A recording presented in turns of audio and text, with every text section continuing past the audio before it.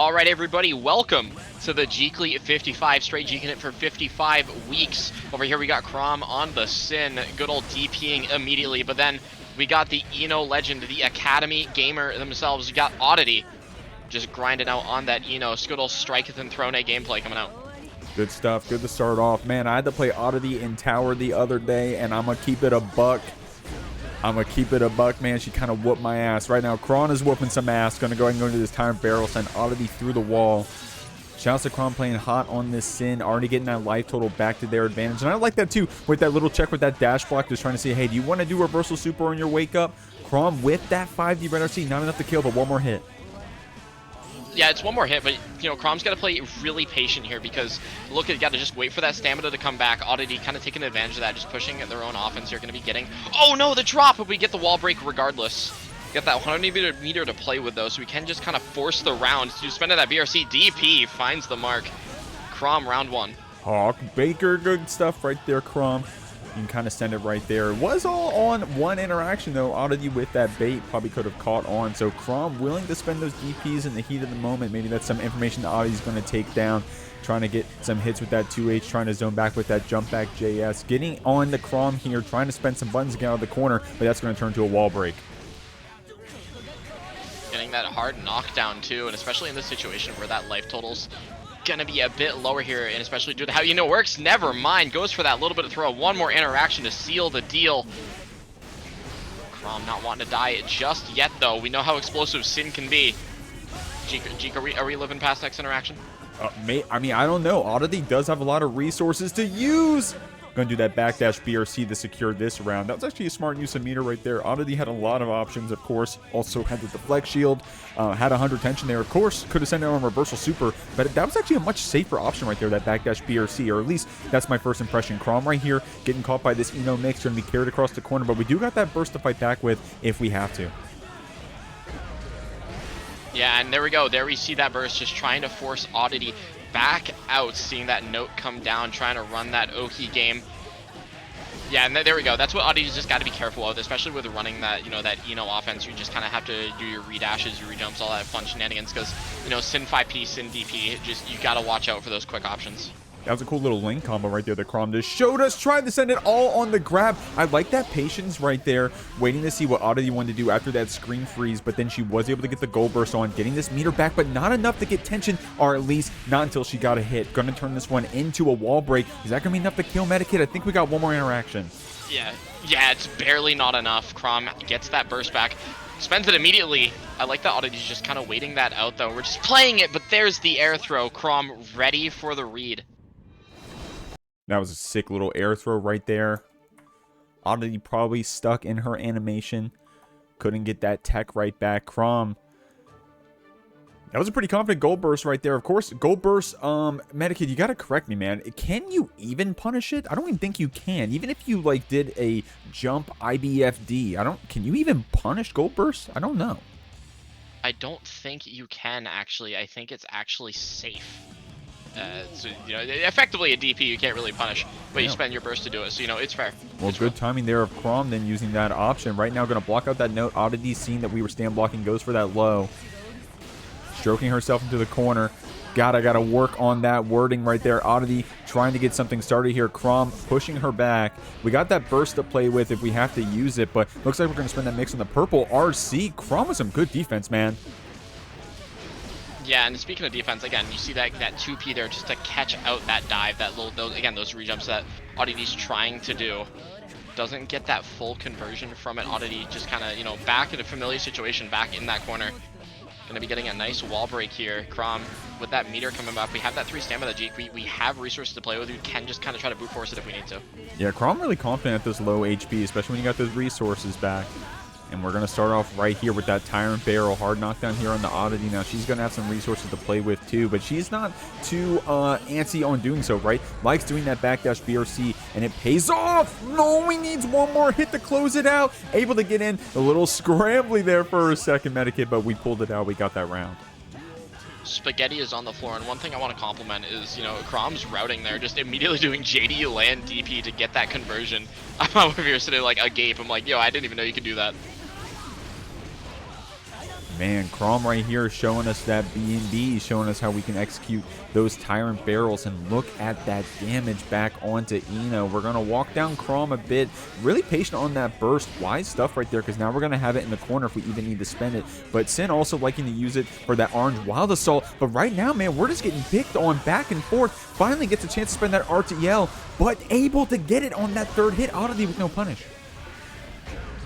Yeah, you just gotta mash after that first one, otherwise Sin can just kind of make you. It feels like it's 50-50 at the most part. Crawm spending that burst immediately. Not a heroic because it worked. Nice decision making there, going for that hoof stomp. Oddity not gonna have that burst back for a hot minute, especially with how explosive Sin is, and you know how just willing Crawm is to take those high rolls. It might be a bit risky for Oddity just kind of exist. Well, Oddity is able to get some pressure started after that deflect shield. That's the thing about that deflect shield, man. It's a good mechanic, especially if you use that at a good time, but you got to get something out of it. Now, Oddity, of course, getting this positive bonus after getting that hard knockdown after, I think that's a worthy trade. Now, Crawm isn't going to have his burst because he spent it in that last interaction to secure the round. So Oddity actually gets the game here because of that resource usage. So Crawm getting that round, but maybe it costed us the game. Yeah, maybe, and that's a situation there where you kind of have to judge, you know, is spending, you know, say Wild Assault or Deflect Shield here worth it? Because as you said, you have to get something out of it, otherwise you're wasting 50 burst. So that's kind of just something, you know, Crawm's gonna have to look out for, and especially against Eno, where you know the offense can feel very oppressive, very looping, because if you aren't fuzzy blocking, you do just have to guess. Yeah, shoutouts to Kid Dracula with the fuzzy blocking tutorial, by the way. Kid Dracula, also someone who kicked my ass in Tower recently, and I said, okay, I'm going to go learn this matchup. So shoutouts to the Eno Dust Loop and the work that Kid Drac has put into that counterplay. Good stuff if you're having trouble with this matchup right now. Crawm, maybe you got to check out that Dust Loop, homie, getting sent through the wall right now, starting off this round. Of course, we're evened up in games. Oddity's just got that pressure running right now. Oh, Crawm able to find the escape. Nice burst on that dash cancel off that stamina. Now we only have one bar to play with. We can't make too much happen. We have to wait it out. And what I'm liking here, G, because you're seeing Oddity just kind of play around with that HCL, trying to not let Crawm get in too much, because, well, this is what happens if you do. Crawm gets a singular stray hit, and look at the damage. Yeah, I mean, Crawm doing a lot of similar amounts of damage on these Sin combos, and doing so from low life. You know, you sit there, you get beat up in the corner a bit, but you still got that stamina to play with. You still built up some tension, even in the negative state, even when you were getting your butt kicked. So you seen that one stray hit combo into Tyrant Barrel. Oddity right now looking pretty sweet. Always starting off these rounds pretty strong, so maybe it's a round start thing for Oddity. Yeah, maybe it is. And also, again, we're seeing that JD routing from Crawm. This burst out there from Oddity just on that stamina spend. Ooh. Unfortunate. BRC slowdown kind of meant that 6P did not recover fast enough. There's another 6P, you know, 6P city over here, 6P gear. I like Oddity really brave in that corner with that defensive mechanic with that 6P. Gave up her turn right there. Well, rather, the turn was over, so she didn't try to force it. Able to do that jump back JS to catch Crawm, though. Good 6P right back. You got that universal mechanic as well. Good use of it there, Crawm. Getting the second game here on the board for themselves. Up 2-1. But these are back and forth, I'd say. Yeah, this is a scenario where, you know, it's 2-1. It might look like Crawm just is, you know, playing very good right now. But at the same time, again, as you said, very close games. I can see Oddity just, you know, locking in. So we're gonna have to see. She definitely starts off really strong. So shouts to the chat. We got Snivy Raccoon, Simply Rift, Silly Mara. We got D Rizzle. What's going on? Reeve's in the bracket. Shouts to Reeve, and Sound, I think, is also in the bracket. I'll have to catch up on y'all in just a moment. Right now, Oddity with a really confident burst bait right there, but Crawm has been really patient with the burst, not just right now, but also throughout the entire round, or through the entire set so far. Oddity using that Wild Assault pretty aggressively. Both these characters having that orange Wild Assault can do so to turn counter hits into wall breaks, and right now we're breaking the wall. Great stuff, Oddity. Great stuff indeed. We're gonna have to see if Crawm decides to spend burst here. Decides not to. I like that decision. You don't want to be a hero, but potentially Oddity has a chance to even it up. Just it needs to not let Crawm just kind of get out for free. At least make them spend the burst. Damn, well, Crawm's going to have to pick a time to spend it. I think at this point, you probably just want to save it and use it offensively, right? I mean, you're not going to get it back if you spend it on a burst. So able to walk down Oddity after that bait on the YRC. Great stuff, Crawm. But Oddity, of course, has the opportunity to spend that burst early. Even if she loses here, she could possibly get it back. Crawm cashing out on that tension, trying to keep things going. Good throw on the stroke. Holy, that damage comes out. Crawm. No, unfortunate whiff of their beak driver secures it. Anyway, Crawm on set point. After that was a very clean comeback in that round. Holy. Yeah, and Crawm doesn't even need the burst for it, man. Crawm doing some good stuff right here. Maybe the D key broke or something, and Crawm is like, oh shit, I can't wild assault, I can't burst, I can't deflect shield. I'm just gonna have to log in and win on my own merit is what it looks like right now. Oddity trying to get in with that MLA. 6P Red RC. Oddity doesn't get that chance to burst, but not enough to kill. Let's see what you can do here with this defensive mechanic. Ooh, maybe tried to go for a deflect shield, maybe tried to, there's a number of options Oddity tried to go for there. Unfortunately, Crawm finds that counter hit close slash. All right, y'all, we're still here in winners round 1, going through the Jeekly. I literally almost said the Jeekly Academy right here, and that 14 slip is because steezered is a previous graduate of that academy coming in here now fighting in the open, but they're going to have to get through Roiyariti, and you can tell they're a gamer with that blue aura. So steezered getting some stuff started early on. Roy is just going to go ahead and see how you want to play and then send you through this wall. Great stuff, and look at all that tension built up too, man. You gotta look up this Scarecrow PRC.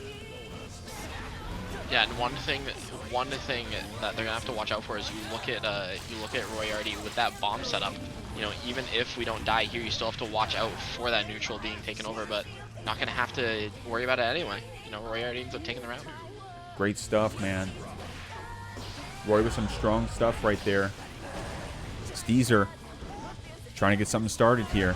Oh, nice pickup on that counter hit beak driver, man. Also spending that wild assault to keep the combo going. At least we got the Faust here in the corner. We have to see if Roy has some good ways to turn this Faust crawl into pressure on Steezered's offense. Right now, we're able to get a pickup off that banana. Gonna Hawk Baker right through, but you gotta be careful with those DPs when Faust throws that hammer because, yeah, you do get out of the meaty, but you gotta fall right back in the hammer right after.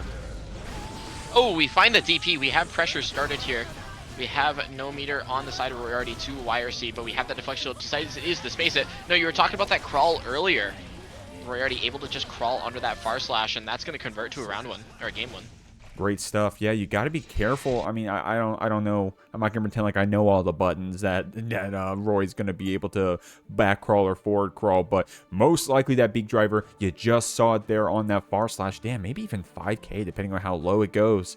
So Steezered's gonna have to get creative with those options, but of course you got raw step, you got the low follow up for your stamina cancels. Of course you can always hit with that Hawk Baker, but I mean, excuse me, that hoof stomp. But Roy also does have 2K, we have 2S, we have 5K, some really good checks if Steezered gives a gap. So we'll have to see how that plays out.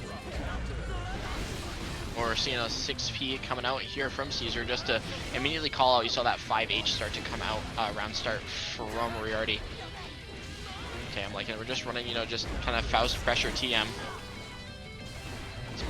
Nice rest. Oh!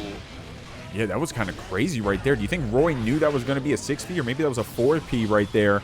Going to go ahead and get this bone-crushing excitement with that Afro applied. Solid stuff, solid cash out. I mean, Faust, just like any character in this game, man, you get someone in the corner, you get a good hit, you got that 50 tension, it's going to be a lot of damage right after. Not holding that JD. You got to be confident like Steezered is right now, sending Roy to the other side. Still has that stamina to spend, does so off that beak driver, but Roy showing you how good that back crawl is on far slash, securing the round. Yeah, and that's one thing you have to watch out for, especially with a lot of your more neutral pokes, like again your far slashes and just a lot of your higher hitting buttons, is that typically Faust, you know, if the Faust player knows what's going on or just is able to react to it, can just crawl under it and be like, hey, that's crazy, my time now, my turn. So that's just something you got to watch out for. And what you just got to watch out for right now is this JD here gonna be getting that Afro set off, so you can't escape even if you want to. There's a bomb. I like Faust routing. It's really cool. Yeah, it definitely can look super flashy, especially when you got all those flaming afros on the screen at once. Hot stuff there from Roy. You got to give steezered some credit. She was blocking it out right there. Roy going for, how many overheads was that? It was like something like 3 overheads. But you got to get hit eventually, finally getting that pop. And of course, you have the mix after that pop as well, putting you in that guard crush state. So it's definitely a hard situation to be in. Roy also having that love after the fight back with as well. Once you get in that corner and she has those resources, Roy has those resources, it's going to be kind of hard. Steezered, however, she's going to do a swap here. Showed us the Sin. Now going to show us the Ramlethal. If you're not hip, this is a hell of a counter pick. If Steezered has a Ramlethal like that, this should be some good rounds. Nice drive crash. Okay, well, I'll keep it going right now. Getting that overhead and eating the mini Faust. That's a pretty good item to eat, I believe. Able to go ahead and win that neutral depending on how steezered wants to approach. I like her pressure right now. Not going for that third hit of Rekka and actually getting Roy on that stagger 2K. And Roy showing a lot of respect to this Ramlethal. A lot of respect to steezered in general. But finally getting something started here. Finally going to run her down a bit. We do got that afro up. Steezered, knowing that turn was up, didn't get too aggressive with trying to spend it after, but now you got to hold this flaming afro pressure. I like how Roy used that guard crush state for a second to turn that into a couple item tosses. Really good use. I mean, that's what you got to be comfortable throwing those items on Faust, right? You got some good normals when they're in the corner like that. But hey, let's see what I can get. What could this be? Strong stuff there from Roy on set point. Yeah, and one thing I just really like about Faust in general is you saw earlier in that match, you saw that weight go on. There's kind of just a 50-50 there. Something that's really cool, at least watching Faust. Gonna get that punish with the 5K. Good job blocking that flip kick right now. Carrying steezered around a bit. I think we still got that little homie over on the other side of the screen if we make our way over there. Trying to get something started with that S sword. Steezered trying to get on Roy here, but yeah, that mix 50-50. Or can you fuzzy that? I'm not sure. Oh man, the whiff mortabato, rather the block mortabato, then turning into the banana flip. Man, these items are getting kind of crazy right here. Good block there from steezered though, checking that overhead on the mix. Roy needs one more hit to close it out. Gonna do so on that quick 5P. Strong stuff right there from both of our players, but Roy's gonna move on today. Alright everybody, we got the lore matchup here. This is what the end of the Strive story should have been. We got Mikesaftig on that soul bad guy fighting that man, that mage himself, Christian Crab. Gonna be fighting, I guess, Asuka. Either way though, going through, gonna be seeing a lot of those cubes come out. Nice routing there. And the one thing you gotta be worried about is seeing that mana get a bit low. You just gotta be able to manage that. Mikesaftig trying to just wait for a gap to appear. There's that nice counter hit, that's what we're looking for. You just gotta block all this out. Nice backdash. Strong stuff. We got some good items. I mean, excuse me, good cards. I'm still thinking about that Faust match right now. Christian showing you that teleport, and now we got you holding all these multi-cubes. Didn't have a lot of mana to spend them, but just kept it simple with that 5E, getting that pickup on Mike, closing it out. Now, low on mana like that, Christian Crab was only one combo away from death, so kind of close there if you think about it. Mike right now trying to get something started, but that full screen 2D, man, slowing things down. Christian doing some good stuff with these cards. Oh, nice 5K anti there. Unfortunately, the route does drop, so Christian Crab has a chance to recover. I like that. Using those cubes that were out from earlier, that staff just dragging them back in. Okay.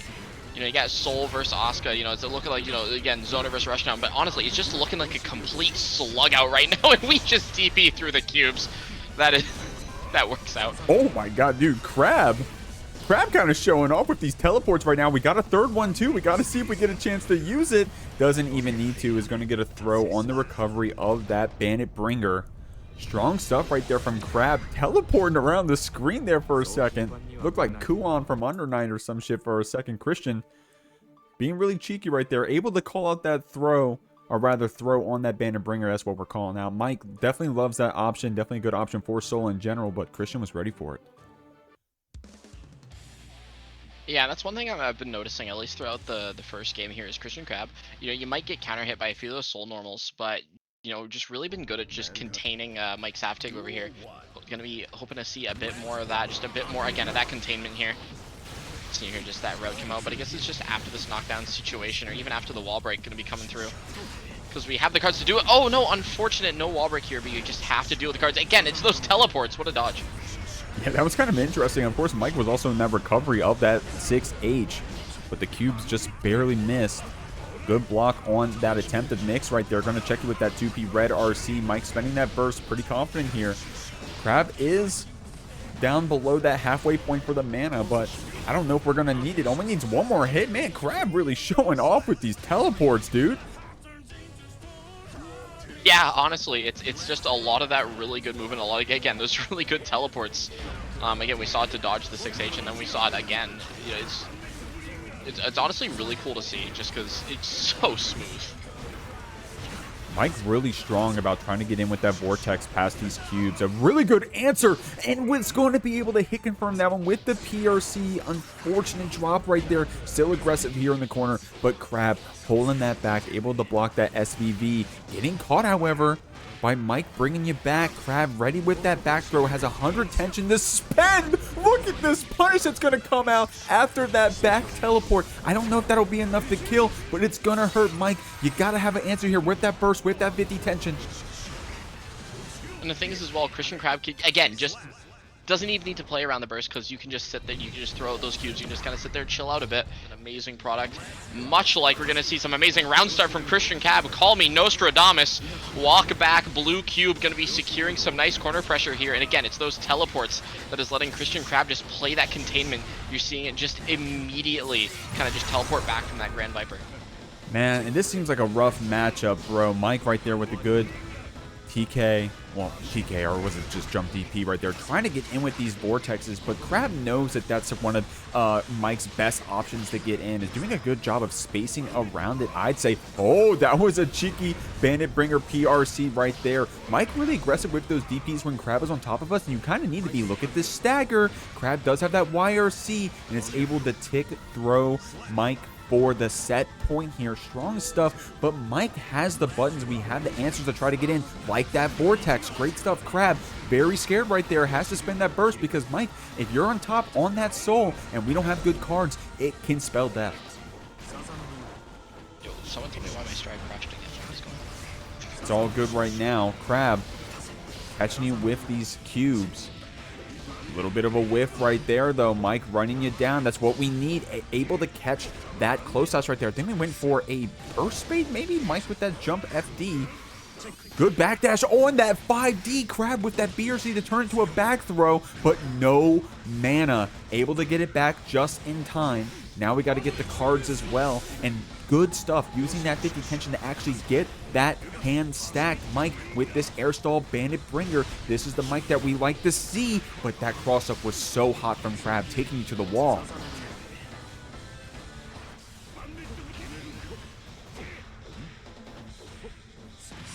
I'm just trying to see what I can here. What I'm seeing is just a lot of that damage, getting that nice throw there. Again, going through the wall, going through the ground here. Mikesaftig is still alive. Strong stuff there from Mike. Now, Mike's been doing a lot of stagger. Able to get those free meaties here on Crab, but you see Crab does have that DP card. Actually shuffled it away, never mind. Mike does not want to give away that positive bonus against Crab, but already has that 50 tension. Able to corner steal with that cross-up, bro. You got to look back on the VOD. Look at these rounds. Look at how hot Crab was playing with those teleports, and it earned them this set. Strong stuff right there, moving on, but I don't want to be in Mike's path down there on the loser side. It might be. Hold on. Here we go, guys. We got our next match up on the screen. It's going to be Shockjoc up against Focus. Of course, Focus is playing on that Giovanna. Shockjoc on the Eno. Now, I can't remember if I've seen Shockjoc here at the Jeekly or if I've just seen them in Tower. I've been trying to play against these Enos a little bit more myself, because Eno's character's been beating my ass. Shockjoc trying to get that started right here, trying to get out of this corner, but Focus doing some good stuff, keeping you jailed back and down, able to start something off this stroke red RC, but good block on that mix from Focus, able to keep that pressure going with the Wild Assault. Focus able to get you with the tick throw, though. Both these characters showing you what they're good at, right? Giovanna has that step dash, Shockjoc has that looping high-low over and over again, and look at this. Only one more combo will do it. Focus trying to get it with that BRC drift down, but Shockjoc going to spend that Wild Assault to take this Giovanna across the screen. One more hit to do it. It's gonna be the throw. Solid stuff. Focus right there showing you that you got to check back with those quick normals. Of course, Focus having access to that 4-framer. Pretty good tool here against a character like Ino. You got to RPS on her offense. Every character's got a few good buttons to do so. You see Focus right now doing a good job of not, I mean, also just blocking it out. I mean, goddamn. Not getting opened up for free out here. Going to spend that super to take you through the wall and going to have the 50 tension on top of that hard knockdown. It's going to be a hard one, but of course Shockjoc does have this round lead. And that's something that's going to be, it's pretty important because, you know, if you're feeling a bit uncomfortable, you still can kind of, you know, take solace in the fact, I have the round lead. If I do end up getting smoked or sniped, it isn't the end of the world, you know, it just ties it up. So you kind of have that bit of comfort in that match.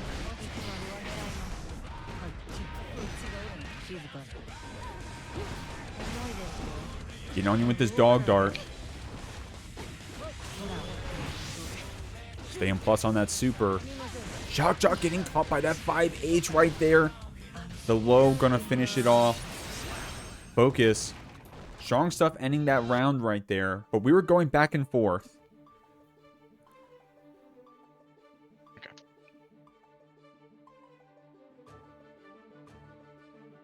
Alright, everything that should be doing that is disabled. Alright, there we go. We'll see. We'll see Shouts of Strive Earth manifesting in many ways. That multi-manifesting Strive Earth, guys. Thanks for checking out the Jeekly 55. I see y'all in the chat. Bread Boy in the chat. Simply Riff. Simply Riff said they beat their seed. Let's go. Jamilo, what's going on? Y'all are here watching these blue Strivers coming out. You got Focus up here. Getting bursted back in the corner against Shockjoc. And you can kind of burst early.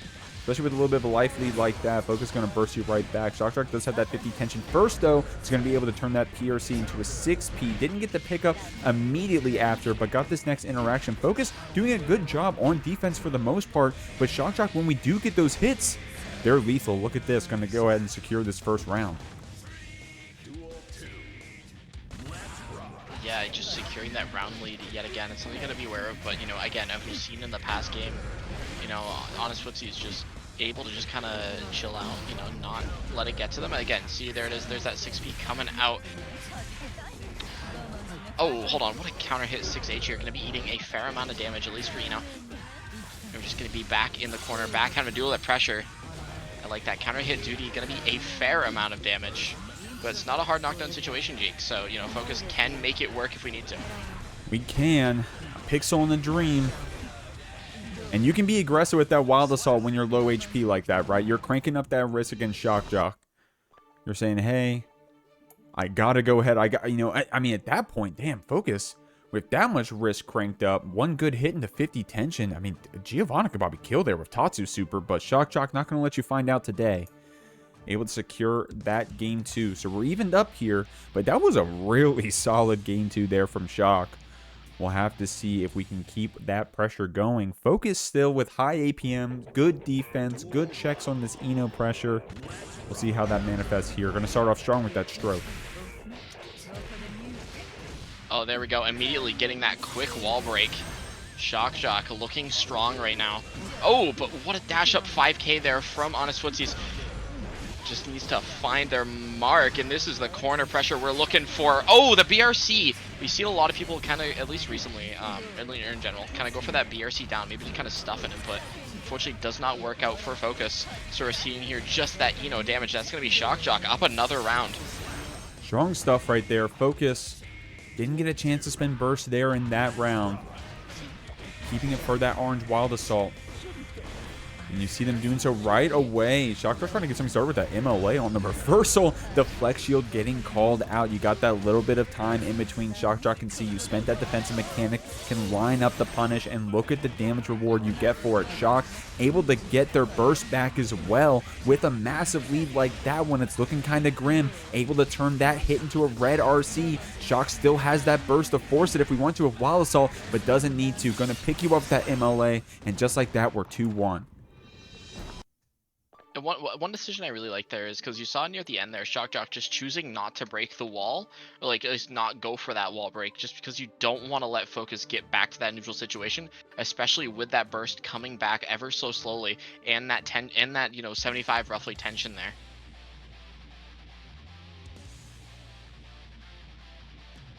Because something you were talking about earlier where, you know, Giovanna can just randomly kill you, especially at that high meter. Strong stuff from both our players, man. Focus with a really confident round start there, checking Shockjoc being too defensive. You know, calling you out, saying, hey, you gotta keep being aggressive on that round start. I'm gonna start throwing you around for it. Shock. Gonna take you across the screen here. But dude, Focus has been, I mean, you gotta open up eventually, right? So, but Focus was such good defense. Shock able to turn that low red RC into a wall break. Focus gonna fight you right back. Has the 50 tension for the mix or the PRC to keep yourself safe. Good block right after using that FD. Shockjoc trying to get something started and does so on that JS counter hit. Oh, there's that YRC coming out, but you see Focus, no fear, knowing that, you know, Shockjoc's gonna want to go for those dash options, so immediately just slamming that 6P ends up working out for us here. Back to that neutral situation. No burst on Shockjoc's side. And that might be a disaster in this game here, because you're going into this second round here with almost no burst. Gonna have to just wait it out.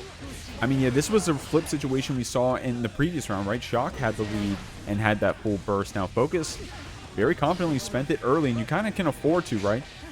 Great stuff. Catching that backdash on Shock. Able to line up this combo. Has that tension after, trying to check you with that 2S. The red RC is going to confirm it. Focus evening up the games here. That was a very solid game 4 from Focus. Definitely the strongest game I've seen them in this set so far. Shockjoc right there. Maybe a little deflated, I'd say, but if we can go back to what we were seeing in those previous rounds, this could be an even last game. Yeah, it could be extremely even here, but, you know, it kind of looks like, you know, Focus is slowly getting that download. Because as you said, that last game there, I think some of the strongest we've seen Focus play this set. So the download might be starting to be complete. We'll have to see if Shockjoc is able to, you know, kind of switch it up. And Focus got you on that throw in the round start earlier, so you saw Shock was very confident with that S-stroke instead. Spending that burst early, but Focus also spending some on that Wild Assault, so the resources have been cashed out a bit. Shock trying to get something started with that MLA. Focus with some good defense after, but not checking that MLA quite yet, so Shock is able to keep that pressure running. Didn't get the super input after, but at least we'll have that tension for the mix. Oh. Tries to go for that BRC there again. There's a quick little BRC option, trying to be, you know, maybe a little bit of a slower button. But 5H, just such a good option, just kind of slam out when you need it. Oh, no reversal super, just goes for that stroke there. We are plus. Gotta guess, ends up getting hit by that overhead, but the drop. Focus has a chance here. Not gonna let it go to waste. Focus on set point. Man, that was some solid, strong play there from Focus. Said, hey, I'm in the corner. I got to do something or you're going to run me over on this Eno. Does so with that 5P check. Able to get away with robbery, but Shock is going to get that burst so we can use it offensively or we can get that second chance if we need it. Shouts to Knock in the chat. Rooting for Focus out here. We got Focus fans out here. Of course, they are on set point, but Shock has you in the corner. Trying to get something started, but some good FD blocks here from Focus. Tried to do that check on that quick 5-framer again. Able to bait the burst after that counter hit close slash. We're going to cancel into this Tatsu super. Shockjoc on the other side. Not close to death yet, but this is looking pretty grim. This is looking extremely grim. Chrissy have that positive bonus, so we can RC the tap. Dust. Focus. Moving forward in a close 3-2 set. All right, y'all, we're moving through this bracket. We got an interesting matchup right here, but definitely not, I'm not surprised to see these players so far ahead. You got Bob over here on that Potemkin, on that Mustard Potemkin. Shout out to another Mustard Potemkin in the bracket today. I won't spoil who it is. Actually, I'll just tell you, I think Shampoo Goblin's playing. Anyways, we're throwing around wild here. Gonna go into that PRC 2H. Look at this Season 4 Potemkin combo. Strong stuff right here. Wild does have that tension to play with on the other side. We got to see if they get a chance to able to space out that 2P, but Baba with a really good tech. And there's that, like, just that Hammerfall armor and a little bit of that auto correction as well, letting Baba just secure that round there. Pretty nice though, especially as Wild is kind of forced to spend a bit of that burst gauge, so it's not on deck just yet. Might choose to be pretty detrimental here if Baba can score a nice hit early on. It's looking like a good lead right here for Wild. Able to get you with that DP Red RC. It's going to be a lot of damage and enough to kill. Oh my god, this Potemkin HP, bro. This Potemkin HP. We were seeing some nice Potemkin robberies in the last Jeekly. Shout out to that Vod, the Jeekly 54, but not today. Wild evening up the rounds, also has that burst lead. We'll have to see if that pays off. Getting that counter hit start here against Baba. Going to be able to send them through the wall, confirming with that 5K. No tension for the mix yet, but that positive bonus is going to help us out. Yeah, we're going to be able to use it for nefarious deeds and purposes here, especially with those buffs from 100 tension. But are we blocking? Yes, we are indeed, forcing Wild to spend that 100 meter just to keep it safe. Burst comes out on the side of Baba. Good burst right there through that Garuda. Doesn't want to guess right there, Medikit. I know that I don't want to be playing against that Garuda Wild. Gonna go ahead and link after. Got you in this 6S combo. Nice crossover right there. Wild with a pretty strong last 2 rounds. But dude, if Baba keeps playing the way they were in that first round, it's gonna be violent. Very violent. Again, that first one was already a slugfest. You know, Wild, as you said, you know, just not wanting to hold any of that. I was about to say, you know, Wild's not holding anything. Don't want anything to do with that. Get that away from me. Here we go, moving to the second game. Strong stuff. Going back and forth. Guys, if you're liking what you're seeing, go ahead and claim one of those Maturino codes. I beg you. We already got a few claimed already. Would really appreciate that support. I know the players would. Already up at $50 for free to enter tournament. You can't beat that around here. And the net placing for Guilty Gear Strive. Baba trying to get out of that corner with that burst. Wild on top of you with that red RC mix. But man, that backwards Mega Fist ain't going to save you the day. But that combo drops. Wild trying to keep things going with this burst. Yeah, I like that burst. Just spent aggressively. Wants to secure that round. Does not want Baba to get even a sliver of a chance to take that round back. Because as you've seen again before in that first round, where Potemkin just can randomly delete 70% of your life bar. So I actually like the decision there. You just spend it very aggressively here. Trying to get things started with that 2D. Baba. You know what? Respect to Baba, right? You see these Potemkins and sometimes they really show you how strong it is to just get away with that close slash, waiting for the perfect time to throw, like right there. Calling out Wild after that RC, going to confirm it to the Heavenly Pot Buster. That's going to be enough to secure the round here. So we're evened up in terms of rounds, but in terms of resources, Baba does have that tiny bit of that burst lead, ever so slightly. I don't even know if it's going to matter. We'll have to see either way. Trying to dodge back. Man, I just gave that comment about not pot bustering too much, but very confident on that round start. You got to send it sometimes, Medikit. Yeah, you just have to send it at some points because, you know, even if there is a lot of options that do beat it, you know, if you never represent it, you never have to, while you don't have to worry about the options that beat it, you know, you're not going to be able to rotate your options around. So it's something you just got to be aware of.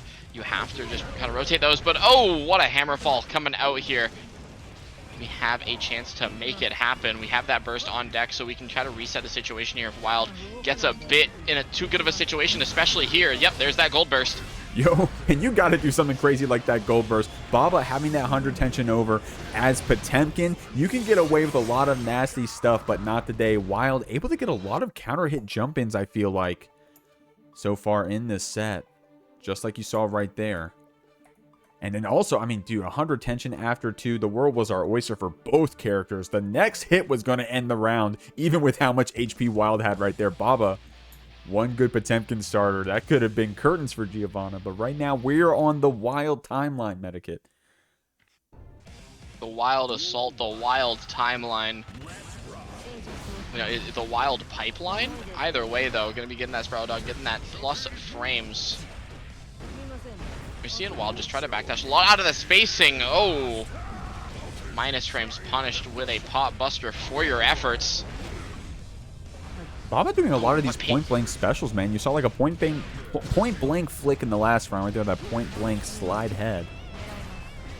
Wild getting these tick throws in, saying, hey, look at me, I'm the grappler now. Good just blocks there from Baba, has that burst, very confident here. And you can go ahead and spend that burst, especially when you're backed up with the super like Gigantor. And Baba's about to build that tension back up too for more mix, potentially. Wild here in this corner, only one more hit to confirm it. We're fighting back, we got you with that PRC mix, but that's a lot of HP to chew through on Potemkin.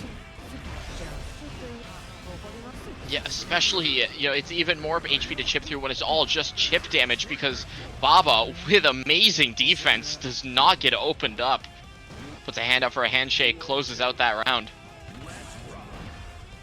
Man, hot stuff right there. Wild starting things off with that 5H, man. When I get counter hit by that 5H, I take my hands off the controller.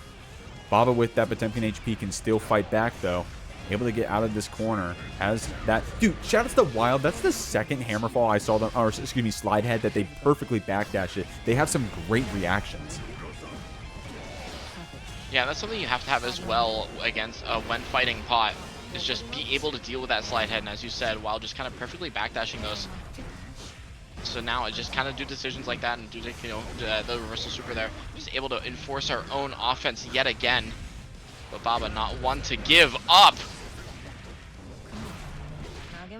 Ooh, not enough to kill. Wild didn't have that tension to turn into a red RC after that 5D does connect here. Wild does go to set point. Shout out to Baba for some amazing defense earlier in this set, but that 5D able to open us up right there. Baba does have that burst to spend back, and doing so with that blue Wild Assault, trying to get you to force that pressure after. Is it going to be Garuda? Is it going to be the Pot Buster? Wild, however, getting that hit, cashing out with that Tatsu Super. That's a lot of damage even against Potemkin, dude. Yeah, I was about to say, like, holy, that suddenly turned into a potentially a guess for game interaction here if we don't see that burst, or if Wild guesses it correctly. Oh! Again, Wild just trying to aggressively spend those bursts, does not want to deal with what Baba wants to do at all. Gotta come out sometime though. Wonder if we're gonna see that Gigantor Kai, if we can find a way out of the situation here. Oh man, yeah, I got scared there for a second. I was thinking the same thing, Medikid. Baba saw the gap, spent it on the Pot Buster, catching your backdash, getting the counter hit, close slash. Wild only needed one more hit to secure it, Medikid, but Baba kept it on lock. Able to chew through all that HP and able to secure that round regardless. Man, that was a two-touch one. I mean, okay, I don't know. Don't count the touches. That was a lot of damage so fast. I can't even talk, man. Oh, man, that was a robbery. Yeah, I'm seeing Christian Crab in the chat. There's no such thing as a health lead versus Pot with a 100-meter. You know, I'm inclined to believe it after what we just witnessed, Jeek. Man, so Wild, though, strong competitor. I don't see them tilting off of that one. They're not a tilter. They just got to keep playing as hot as they have been. And look, they're doing so already. Try to catch Baba's backdash with that 5H. Very confident on that wake up with the burst, saying, hey, I see you had that Garuda queued up. I don't want to have to guess after. Baba trying to use that momentum to keep things going with these stagger close slashes. Good back throw there from Wild with that YRC. We're seeing a lot of those Spiral Dogs come out, just trying to reset it. No 6Ps coming out from Baba. You just got to react to those spirals. Oh, the autocorrect on Hammerfall. Let us get that side swap, but unfortunately for Baba's now it's back to being back against the wall. Wild with a nice back throw here. Just seeing, again, that neutral trying to play outside the range. What a whiff punish. Wild being the grappler all of a sudden. Building up that extra tension. Dealing as much damage to Baba as we possibly can here. That forward Mega Fist so active, not able to backdash over that Slide Head this time. Wild doing a good job with it previously. And you got to give Baba some credit. Very good job blocking this Wild pressure through the Wild Assaults, through the 5D Red RCs. Baba's had some really good defense, just like you saw right there. Able to block those cross-up overheads and then staggering us back with that close slash. The moment Wild spends the Flex Shield, Baba is ready with that grab. Ready for it yet again. Baba locked in right now with these Potemkin busters, catching that dash out. Still alive. That burst going to be coming back shortly here. Chooses to spend it immediately. A respectable decision, not wanting to let Wild start to snowball. This could start the end of Wild. Oh my god, the range on that Garuda right there. but able to get far enough for a backdash and then step dash in for a throw. But Baba was ready with that tech. Gonna check it with that full screen 2D. Stagger Pop Buster coming in, has a 100-meter after the spin. Gonna make us watch that cutscene.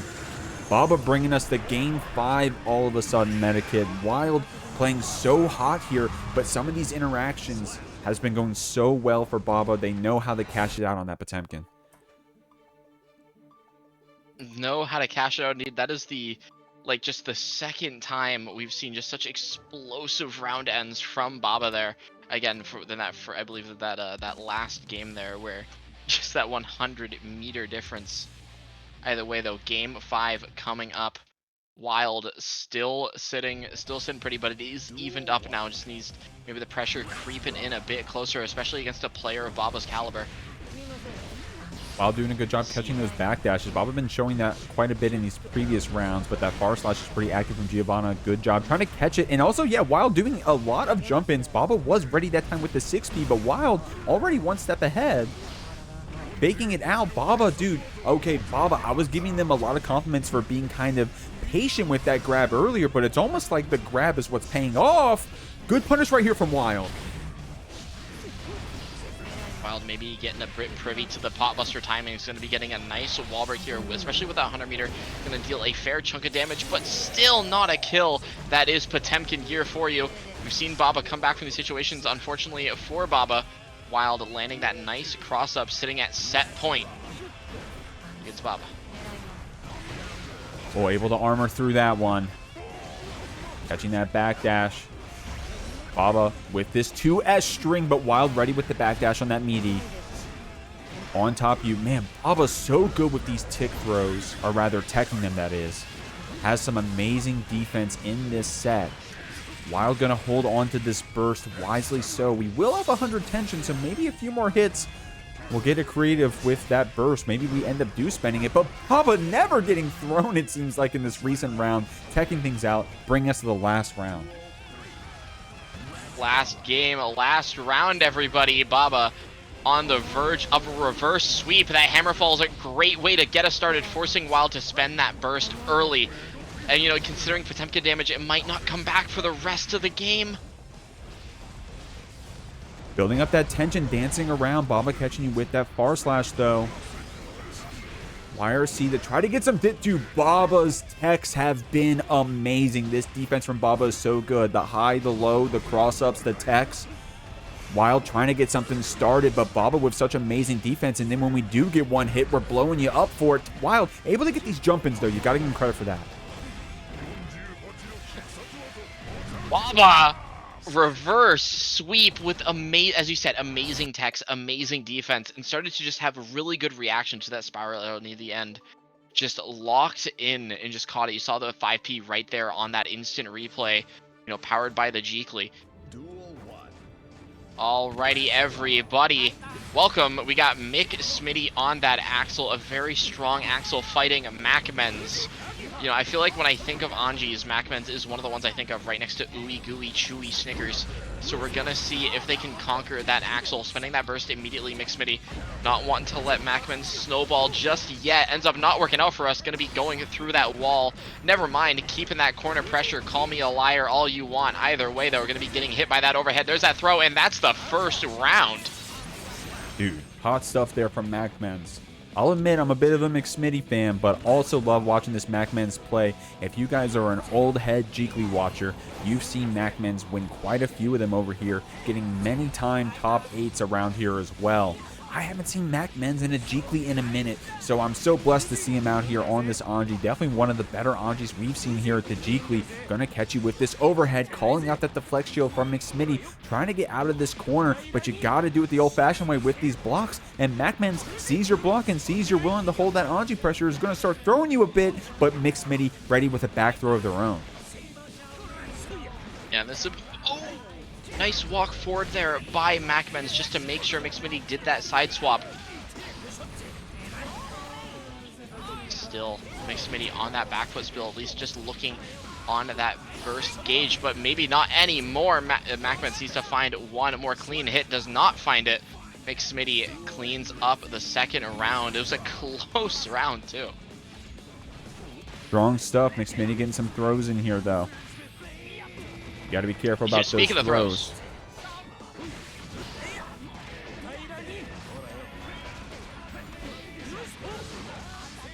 You know, Axel, well known for his strike throw gameplay. When out here, there's that Rensen just trying to force out Macmens. And one thing I see a lot of Axels do that I kind of like as well, is just that run up rainwater, just kind of a little bait up. You know, if they try to catch the run up, again, right there, you just kind of jump back out of the way, finds that command grab. Oh, there's that rainwater yet again. We have the meter to RC it. That's going to be McSmitty claiming game 1. Hooking up right now. If it's not for the flames of the Axel Bomber, I thought it'd be the kitchen. Well, for a second there, it was looking like the Mac show. And it still could have been, right? We just needed one more good hit into some tension spend, but McSmitty right there was able to get that 50 RC to fight back. Hot stuff. Again, very close game.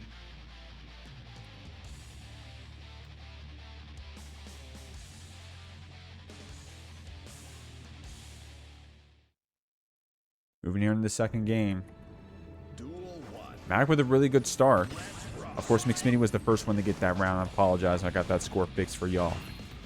Well, I don't know. Maybe Macmen's going to take some here. Going to get some started with that overhead. McSmitty doesn't want to hold that block pressure there in the corner. You saw Mac ran away with that first round once we got McSmitty blocking in the corner.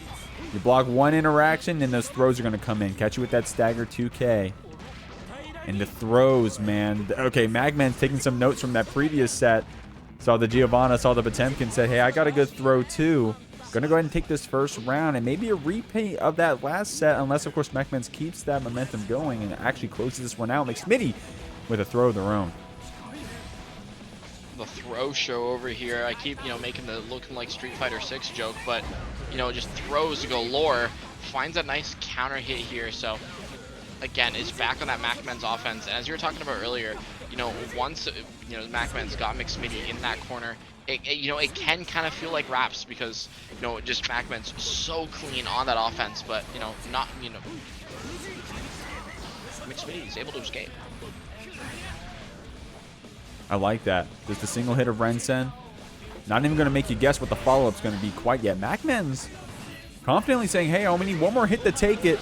And look at that, just like that. Says, hey, trust me, I can get that one more hit. Very confident burst right there. But hey, if you're going to get it for a game lead after, or rather a game secure, it's worth spending.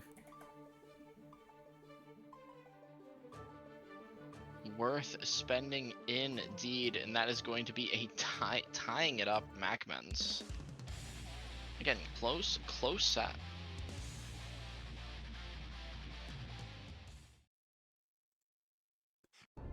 Here we go, man. Two many-time top 8ers. I don't know if I've ever seen McSmitty and Macmens actually have to fight each other before. Of course, they've probably seen each other in these online brackets. Both of these guys are killers in that online net play scene. We got a really strong net play scene for Strive. If this is your first time seeing the Jeekly, it surely isn't your first time seeing an online Strive tournament. There's a lot out there. A lot of strong tournaments out there. So definitely appreciate y'all coming out and watching this one. McSmitty going to catch you with this command grab with a really good start here. Not enough to kill with that OTG after Macmens has to FD every special at this point. Able to show you that spin right through the tornado. But jumping into the next one, McSmitty getting a perfect with a very strong start to this game 3. It's those 7 golden letters, and McSmitty want to continue that tradition here. Just tries to go back, want to get out of range any of those Macmens buttons. And that's one thing that I really like that McSmitty is doing, is just trying to play maybe a bit around with those quicker buttons in that /5H to try to catch maybe a variety of those options, and then immediately just going like you see that Rensen and then delay cherry, winter cherry, and then immediately into charge tornado, so you can't just run in for free. That counter hit 2D, McSmitty didn't want to hold that one after. Wanted to keep this lead.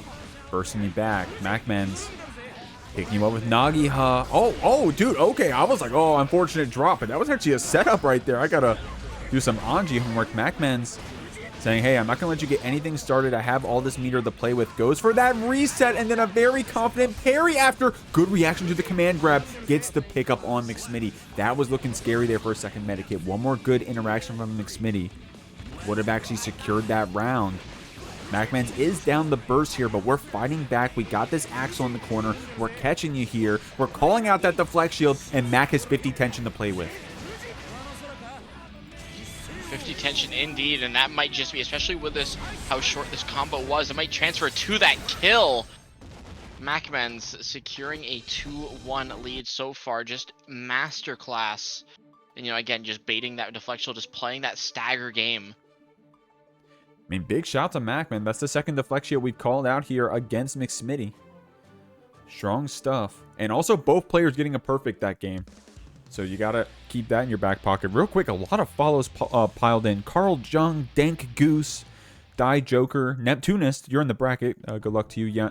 Yandere, PK, SSR Logan, Stars, Spark, and Kale Kid. Thank you all for those follows, y'all. You're here watching the Jeekly. We're here in quarterfinals. We're still getting up to those top 8 qualifiers, man. I was giving these players compliments for their previous Jeekly top 8s. Again, shouts to Macmens for winning multiple Jeeklys before. And we're not even qualifying for that top 8 yet, man. Just getting in here. Oh, that deflect shield ends up throwing us out. Okay, I was about to say, hold on, does Parry go wide? Parry does not go wide. Gets a nice counter here. Going to be bouncing off the wall. Going to be sent through it this time. Not enough to kill just yet. Scaling a bit too high for that McSmitty, especially with that 50 tension. Has a chance. Just need to find our way, find our hit. Macmens spinning through, not letting anything happen. And there's a nice little, pretty sure that was a 6P getting caught. Maybe a little bit of 5P, either way. Macmens on set point. Yeah, Macmens was patient in the air, by the way. Didn't want to get called out by any tornadoes or any preemptive anti-airs from McSmitty. Mac able to use that PRC to freeze the screen, see that burst from McSmitty. You got to give some credits to Mac, man. Such a good job of countering those burst mechanics from McSmitty. You got to block the old-fashioned way. The PRC is going to open you up. And just like that, Macmens is going to move on. But a solid play, a solid set from both of our players. Everybody, we are at the Jeekly 55. We got cloned on that $1.50 training arc on that Slayer, fighting Kaneda on that Sin. We've seen Kaneda perform extremely well before, I believe, taking it over the likes of Simfakai and some other amazing players here. So, hoping to see some amazing gameplay from that Sin, from that Slayer. And I mean, look, we're already seeing it, just keeping Clone locked down, but what a 2K, just kind of mashing out. Yeah, I mean, shout out to these players. The last time they fought, it actually went in Kaneda's favor. Meanwhile, Clones get sent us through with that super map a hunch, but Kaneda's best Jeekly run ever was the Jeekly 53, where they got second place out of 61 entrants and a $220 prize pool, having beaten Clone in that bracket, I think multiple times. How many? May have been 2 games that they won. So I have to see if they can do so here. Looking pretty good right here, Kaneda, sending Clone through with that Tyrant Barrel. She is going to have some meter to play with on the other side. She is on that training arc, Medikit. You called it out, but you're going to have to train here in this last round of Game 1. Gonna have to train to deal with that certified Sin Kisuke stagger pressure. There's that Slayer damage coming out. I'm liking Kaneda just kind of playing it back, playing it a bit safe, just jumping back. Deflect shield getting canceled by that landing ends up working out for us as we don't get caught in that recovery. Going to be able to get a nice wall break here, but we have no stamina. We see Clone kind of willing, just kind of mash out earlier. And there it is. There's that 5K, noticing that gap there, especially on that spacing. But what a YRC. That is actually death. Clone taking Game 1. Man, solid stuff right there from Clone, securing that first game. But you called it out, Medikit. We don't see, unfortunately didn't catch it in the replay. You don't see many opportunities for players to show off that super sick tech of being able to cancel your guard crush state in the air with the flex shield. It's a very expensive defensive mechanic, so as long as you get a good hit after, it can be worth it. You saw Kaneda right there doing so. I think that's the second time I've ever seen it intentionally done in the Jeekly ever. And it's here qualifying for this top 8 play. Clone doesn't want to get sent through the wall against that Sin with that stamina. Spends that burst. And now we got Kaneda here in the corner, stealing the corner, in fact. Yeah, and I like that burst there, just choosing to spend it, especially in that position. where, you know, Clone didn't have much meter to play with, but it doesn't end up mattering. The loop drops. Kaneda has a chance, just can't get caught out. There it is, going to be going for that RTL through the wall. We have a chance, but we don't have much stamina, and especially at this life total, might need to play maybe a bit more patient. There's the Hand of Doom. Cloned, taking that round, not letting any sort of comeback happen. None at all. And that Hand of Doom is so strong, especially if it's well timed like that. But oh yeah, that's actually something you know what? I just got PTSD. I remember that Jack played this matchup against Clone in the previous Jeekly as well. Was it the Jeekly 52? Showing you how good that backdash is against Slayer. Of course, there was RPS to be played, and Clone just had some practice since then. Has that burst on the back pocket as well. She's an early burster. We'll have to see if she even needs to use it. Kaneda building up these resources, trying to get things started. Does so here on that far slash red RC. Doesn't even give Clone the chance to burst, because we're going to cash out with that RTL. We're going to see maybe a throw attempt, and I won't have to deal with the burst. What a block on that pile bunker. Clone deciding just to save that burst for the next game. Don't want to be a hero. I respect it. Seeing here. Oh, what a stun dipper. Or Elcon. Sorry, my bad. They're the same move. Stun dipper at home, man. True. Stun dipper at home. Clone not close enough to get that pile bunker wall pop. Stealing that corner again. This time Kaneda was ready with the blocks, but then we got crossed up after. You can't block forever in this game. Clone showing you why. Look at that damage, dog. You got to give Kaneda some credit for blocking that corner steal this time around. Look at this. But you got to get opened up eventually. Clone showing you that fast red RC, rather, pile bunker loop. Man, she was day one executing those on people. And here she is doing so, trying to qualify for top 8 of the Jeekly 55. Shout out to Solo Man for that follow. Solo Man out there grinding DNF duel, by the way. The Crusader player. That's the favorite Kusoge. Oh, I love me some DNF duel. And I'm like, wow, Solo Man likes DNF duel too also.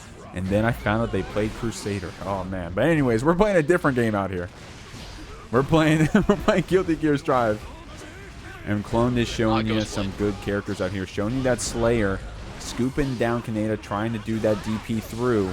We're getting this pickup, and we had that tension to spend right back. Kaneda got it just in time for that Tyrant Barrel. Awesome usage of that meter. Oh, there's, you know, just went for the run-up throw. I respect it. Oh, no route on the pile bunker, so you're going to be able to get the loop this time. And this should be enough to kill, especially if we're going through that wall. Cloned on set point, trying to reverse what happened. I believe it was the Jeekly 53. Either way, though, seeing some amazing gameplay here. There's that DP finally coming out. Kaneda has a bit of stamina to play with. Doesn't get the chance to spend it, though. Medikit, that 2H counter hit is going to beat us up. Clone going to get this pile bunker loop and has the red RC to keep it going. Super Mappa hunch. No, it's just going to be the 6H this time, but we had that tension after for the mix. Try to keep it going with that 2H. Good jump right there from Kaneda, and the BRC slowdown. Let us get the pickup after. Clone very aggressive with that burst, and it pays off for her. She's going to move on 3-0. Very solid stuff from this Slayer. Here we go. Starting off this match, guys. We're still qualifying here for top 8. No surprise that Jack made it all the way to these top 8 qualifiers. I was saying it before the match. Jack seeded first. The last 3 tournaments Jack's played in got first. So they're definitely a favorite to win it. I'm not trying to spoil it for you. I'm just telling you what the stats say. Lurry, such a hot player on this Faust. Many times here in the Jeekly. Got top 8 last week. Got top 8 in TNS this week as well.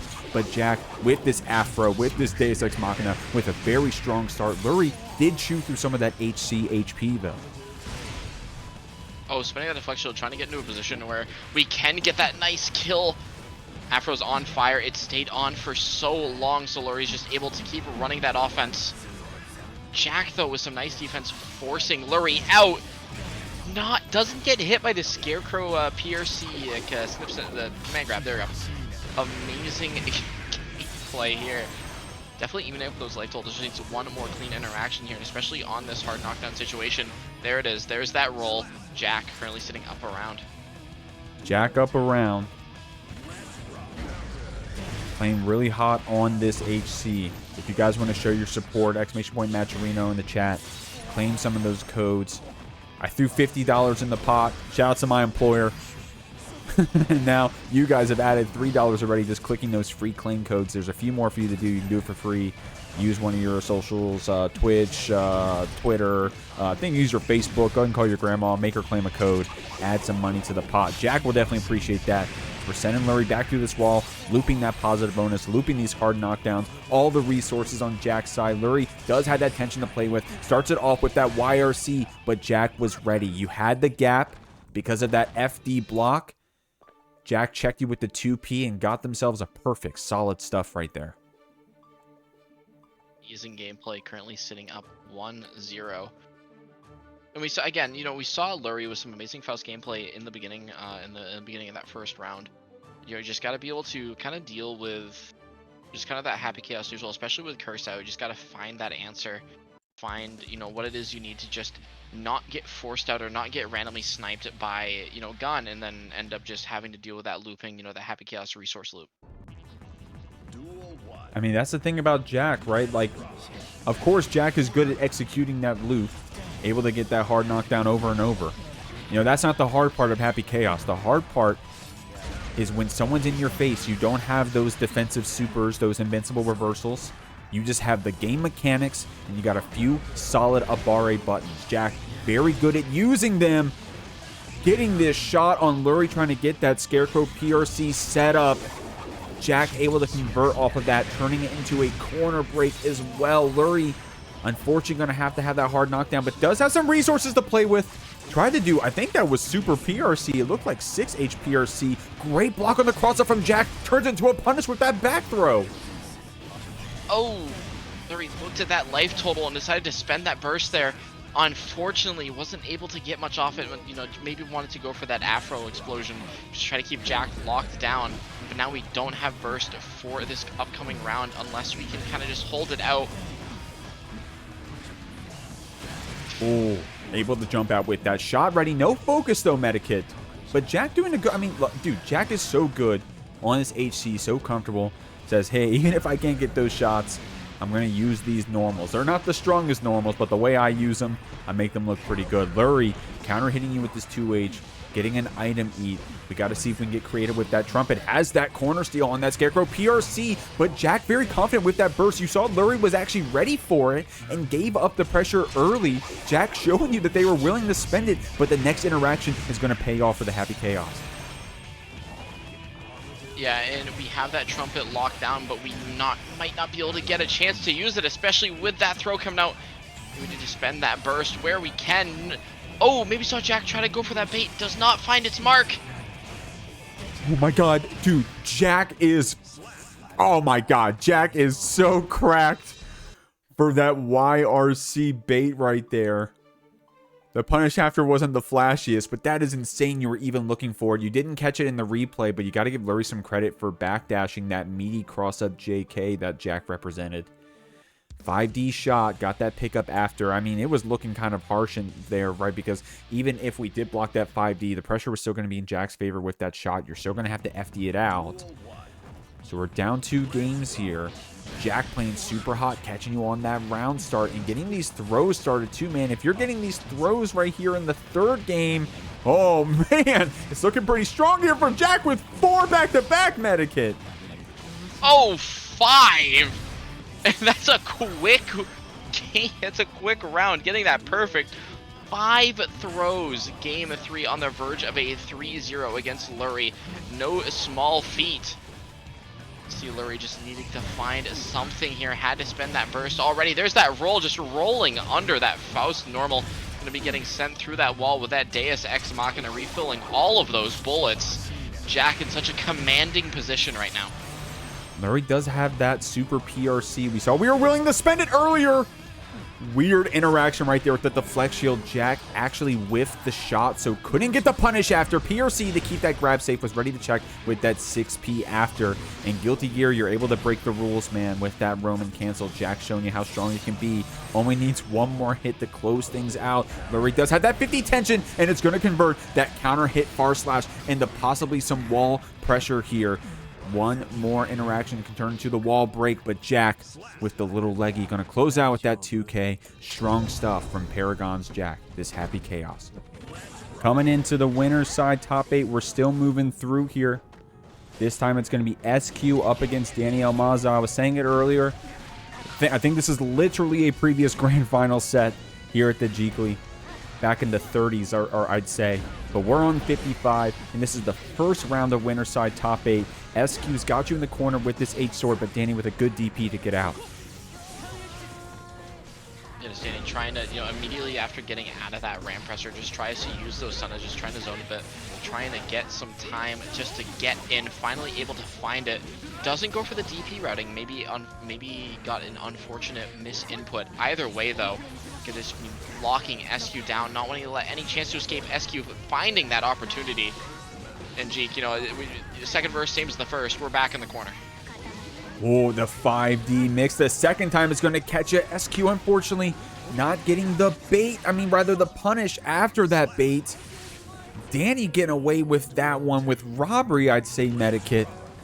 SQ tried to get that pickup after with the 5K.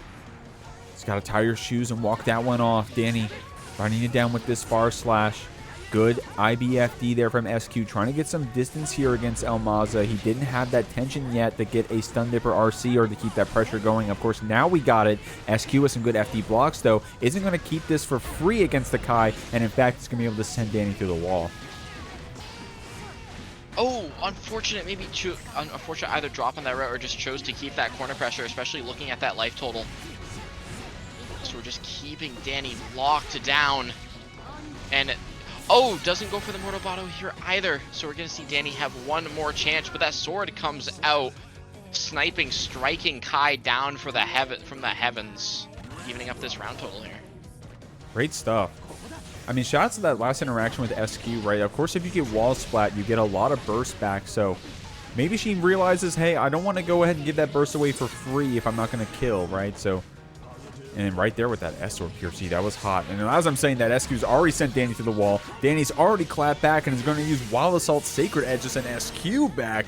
This round is violent. It's going back and forth really quick. SQ has a lot of tension to play with. She just needs a chance, but Dany's not going to give it to her easy. Yeah, definitely not giving it easy is the way to describe it. You're seeing SQ just be forced to have to spend that 100 meter just to kind of force her way in. Which you're now just seeing, just trying to play around those Kai normals. We are able to go into Dragon Install if we can find the opportunity. Oh, goes for the RTL instead, trying to secure that hard knockdown, not let SQ spend that burst.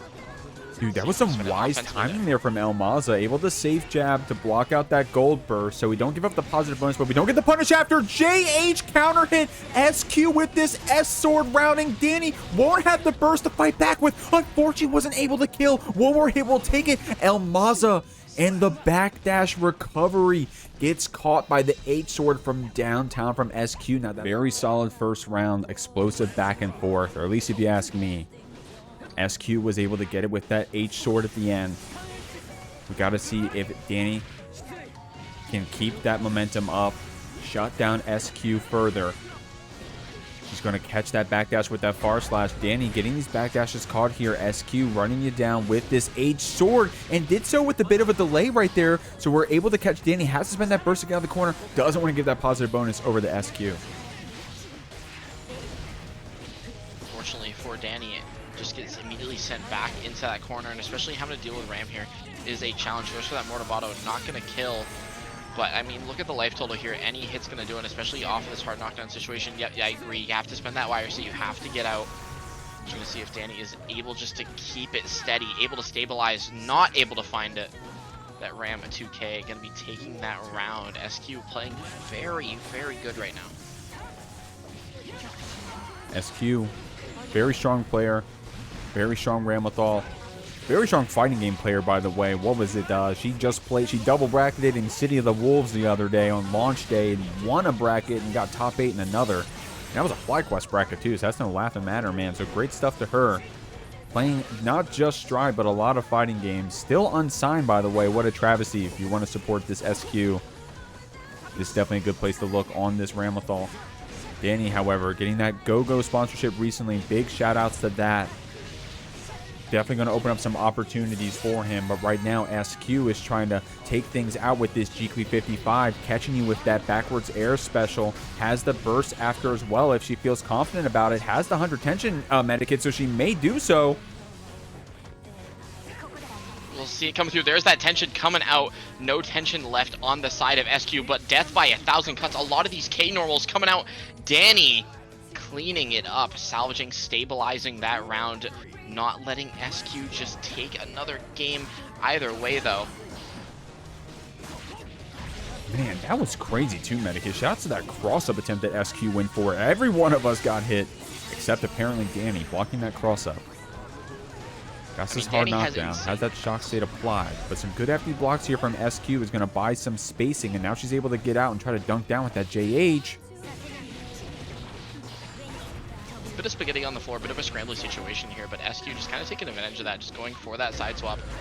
Alright, we're just pressing 5k, works out with that stagger pressure. Unfortunately, going to be caught out by Dany, and that's going to be a charge stun edge, tying up the games here, sitting at 1-1 for Dany Maza. Hot stuff there from Dany, but you got to call it out, guys. We went to that last round again. These players are strong. No one's going to fall over. No one's going to make it easy for the other. Dany with some good defense, man. Able to tech that last throw and also blocking. Dude, I got to call out that block on that cross-up setup. First off, shout out to SQ for that setup. Shout out to Dany for blocking it. What's the round start going to be here? A little patience there from SQ doing that walk back, but Dany going to call it out with that run-up 2K. We got that shock state applied. We're trying to scoop it down with that close slash, but SQ has that corner pressure, has this H-sword pickup. Great stuff. Dany was ready with the burst. Oh, you saw there, SQ just trying to wait out that charge stunner, just flip over and maybe try to catch Dany. Fortunately for SQ, Dany is just at the ready with these. Oh, second hit stun edge, stun dimmer finds our mark here. That the new Vapor Throw starting in Season 4, in my opinion, is so cool. I love being able to just launch people 7 years into space. Yeah, it's an awesome combo, man. I remember that, I remember when every character got a new unique thing. I don't remember the Kai players being too happy about only getting that combo, but they definitely use it. They you have to. SQ sending you through right here. We do have 50 tension on the side of Maza, trying to get some distance back. SQ trying to get a hit with this H-sword pickup, comboing into that S-sword as well. Able to get our swords back. Not enough to kill. Dany has 50 tension and burst here to play with. You can't give him any breathing room, or that stun dipper RC is going to come out. SQ ready with that burst. Is that burst? Oh, Dany tried to burst out, looking at the life total, wants to secure it. Just trying to play this zoning game and not wanting to let SQ get it. There's that charged stun edge. Unfortunate spacing for Dany. SQ takes that round. Bit of a scrambly situation near the end there, G. Yeah, I mean, unfortunate spacing for Dany, but that was just heads up FDing from SQ, able to buy that space with her blocks. Dude! Dude, was that a glitch? Oh my god, that was a lot of damage from Sacred Edge. Holy shit, SQ. In the face of that said, I gotta lock in. Got that pickup with 5P. Has Dany here in the corner. Going for those rocks, but enough of a break there. Dany was able to cash out with that RTL PRC combo, and Dany's so good at executing those when he has 100 tension. We're going to this last round of Game 3.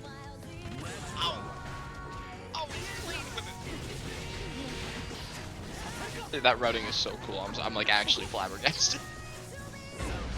No, it was insane, man. Dany, first off, doing that Sacred Edge damage and then able to route with that RTL PRC. Oh, dunking you down with the JH, man. Doesn't give SQ a chance to burst. Dany, dude, Dany, one of the better players I've seen in this online scene. Willing to cash out those supers early, those combos early, to try to keep his opponents from bursting. Yeah, that wild assault to spend. SQ taking the game, getting up 2-1 at the moment. All of these are insanely close.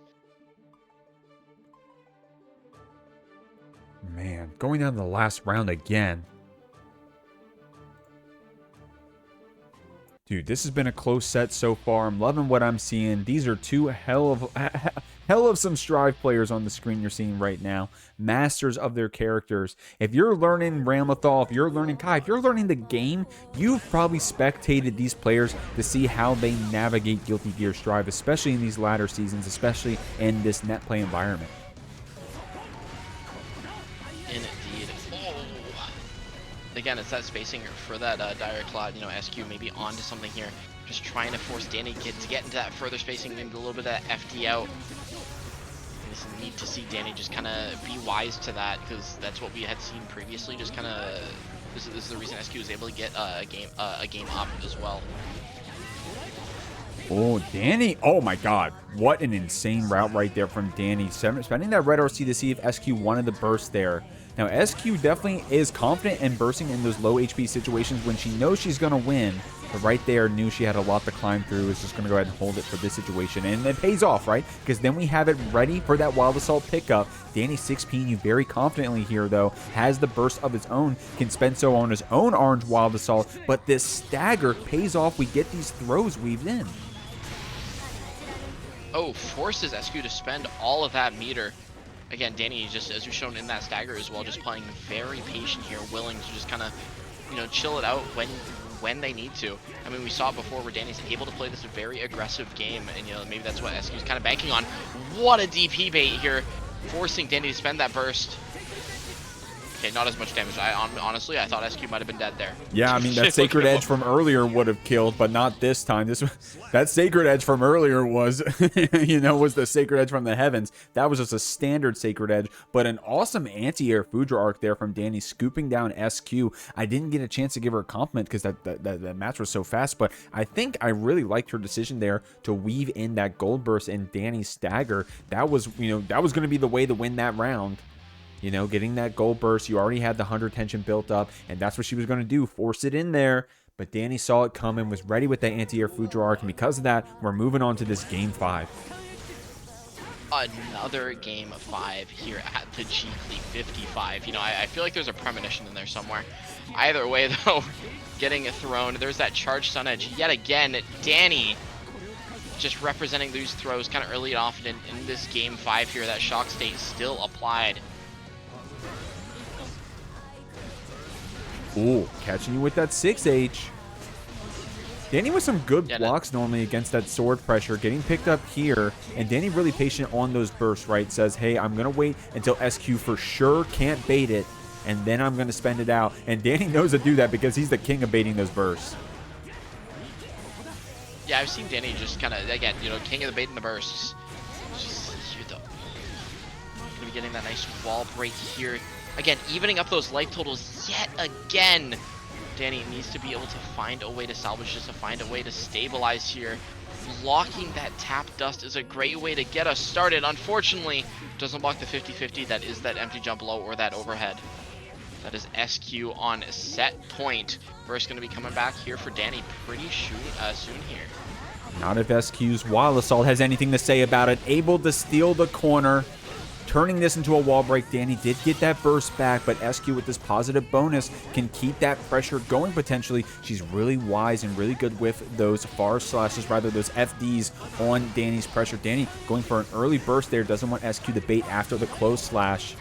Keeps that Stun Dipper safe. Jumps in here. SQ with some good FD blocks, buying that distance, and then gets her turn back with Far Slash, man. She's so good at these FD blocks. Guys, if you underestimate FD, you're going to get eaten alive. This match was a good testament to that. SQ is going to move on a close one, 3-2.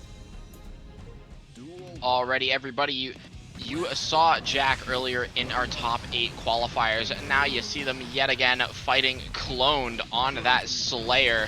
Our first match here of top 8 winners side. We're going to be cooking up here, immediately just sending it forward with those dandies. Going to be eating a fair amount of damage, no loops coming through. Oh, not enough time to get that wall break. Jack able to tech off, going to be getting a nice hard knockdown. Might be disastrous for cloned. Looking strong to start, man. And we don't see Jack on this Sin yet. Of course, if Jack can just win on the main, then we don't, you know, then we don't need to do the swap, of course. Clone taking this first round, that's something that Clone is probably thinking about, right? Of course, we did just play pretty well against Kaneda. Shout out to that top 8 qualifier. You got to go back and check it out on the VOD. Clone has had that recent practice against the Sim. If Jack needs to fall back on that, he has it. Still playing hot on this HC, though. Able to pick up that Hand of Doom attempt Clone put out for us, but so much meter to spend. This is looking pretty good for our HC. Looking pretty good indeed, especially with that 50 tension more to play with. We can get a bit tricky with it, especially as we see here, able to bait that YRC. Jack quickly evening it up with those 7 golden letters. Looking to take it down to the training arc, saying you need about $250 in training. Shout out to Epic for that subscribe, for that Prime. Appreciate you, homie. I see y'all in the chat. Y'all are showing up for this top 8 here at the Jeekly. I appreciate everybody coming and checking this one out. If you guys don't know, if you don't remember, this is actually a run-back match. Both of these players have played each other in grand finals before. And right now, Clone showing off some of that XP, getting this first game on the board. Quickly putting up numbers. That's one thing I'm liking it, like, from what I'm seeing about Clone, like in the Clone gameplay here, the Clone show, is just kind of really just sending it. A lot of times you do that typically, you know, you do that a lot of Slayer to begin with, but you know, it definitely really works in this matchup specifically because you do not want to let Jack or Havoc Chaos in general get set up with that steady aim, with that curse. So you're able to kind of send it just like that and just kind of force your way in. It's definitely very valuable. Oh man. Jack, I mean, I was giving Jack some comments in that previous match for being really good with that HC Abari, but Clone right there just being able to backdash right through it. Good block on that 2H. Jack trying to get a shot down with that focus. Clone catching you with that Hand of Doom, cashing out with this damage, man. Solid stuff. So Clone doing a really good job of, once she's on you, she's not letting you get off, and you're seeing that weakness from the Happy Chaos, right? You don't have that reversal. You don't have that meterless way to get out. You got to keep it simple with that Abare, but if Clone is able to backdash through it, not like there, however, Jack able to catch that backdash and turn it into a wall break. Gonna be getting a nice chunk of damage here, refilling all of those resources. Has that positive bonus come out, so we might see that BRC come back. Never mind, gonna be spending that tension on that Deus Ex Machina. Never mind, doesn't even need to do it. Get the one time, the one bullet. Going through it to that 3rd round here. The backdash on that Master's Hammer, man. Now we went to the last round in the first game, right, Medikit? So this one, Clone right here. Yeah, exactly. This is it.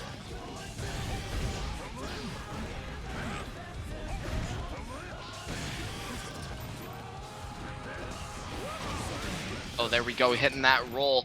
Gonna be going through. No bait on the YRC this time. Clone able to successfully escape. Gonna be going through that wall with that Deus Ex Machina. All those bullets are refilled, but because of how many hits that super has, look at the burst, we might be able to get it back if we can kind of play it a bit safe here, Jeek. Oh, yeah, Jack wants to spend that early too, man. Does not want to get beat up by Clone Slayer pressure. She only needs a few combos to take you out back. Jack, however, getting this next interaction. Going to secure it with the throw just in time for Clone to get her burst back as well. So what perfect timing from Jack to secure it out right there. But we're only evened up right now. We're going to the last round each time, evening up these games. Dude, it's awesome, man. It's great when you see someone able to take down and fight and keep their own against someone like Jack. Shout out to the statistics. I think that the only person to ever beat Jack in the Jeekly ever in a set was Clone. So if it's going to be anyone, it's going to be her. And I mean, we're seeing, I want to say, like the fruits of the labor already just kind of cooking up here. Oh, nice backdash on that Master's Hammer, just trying to weave in and out of that Slayer range.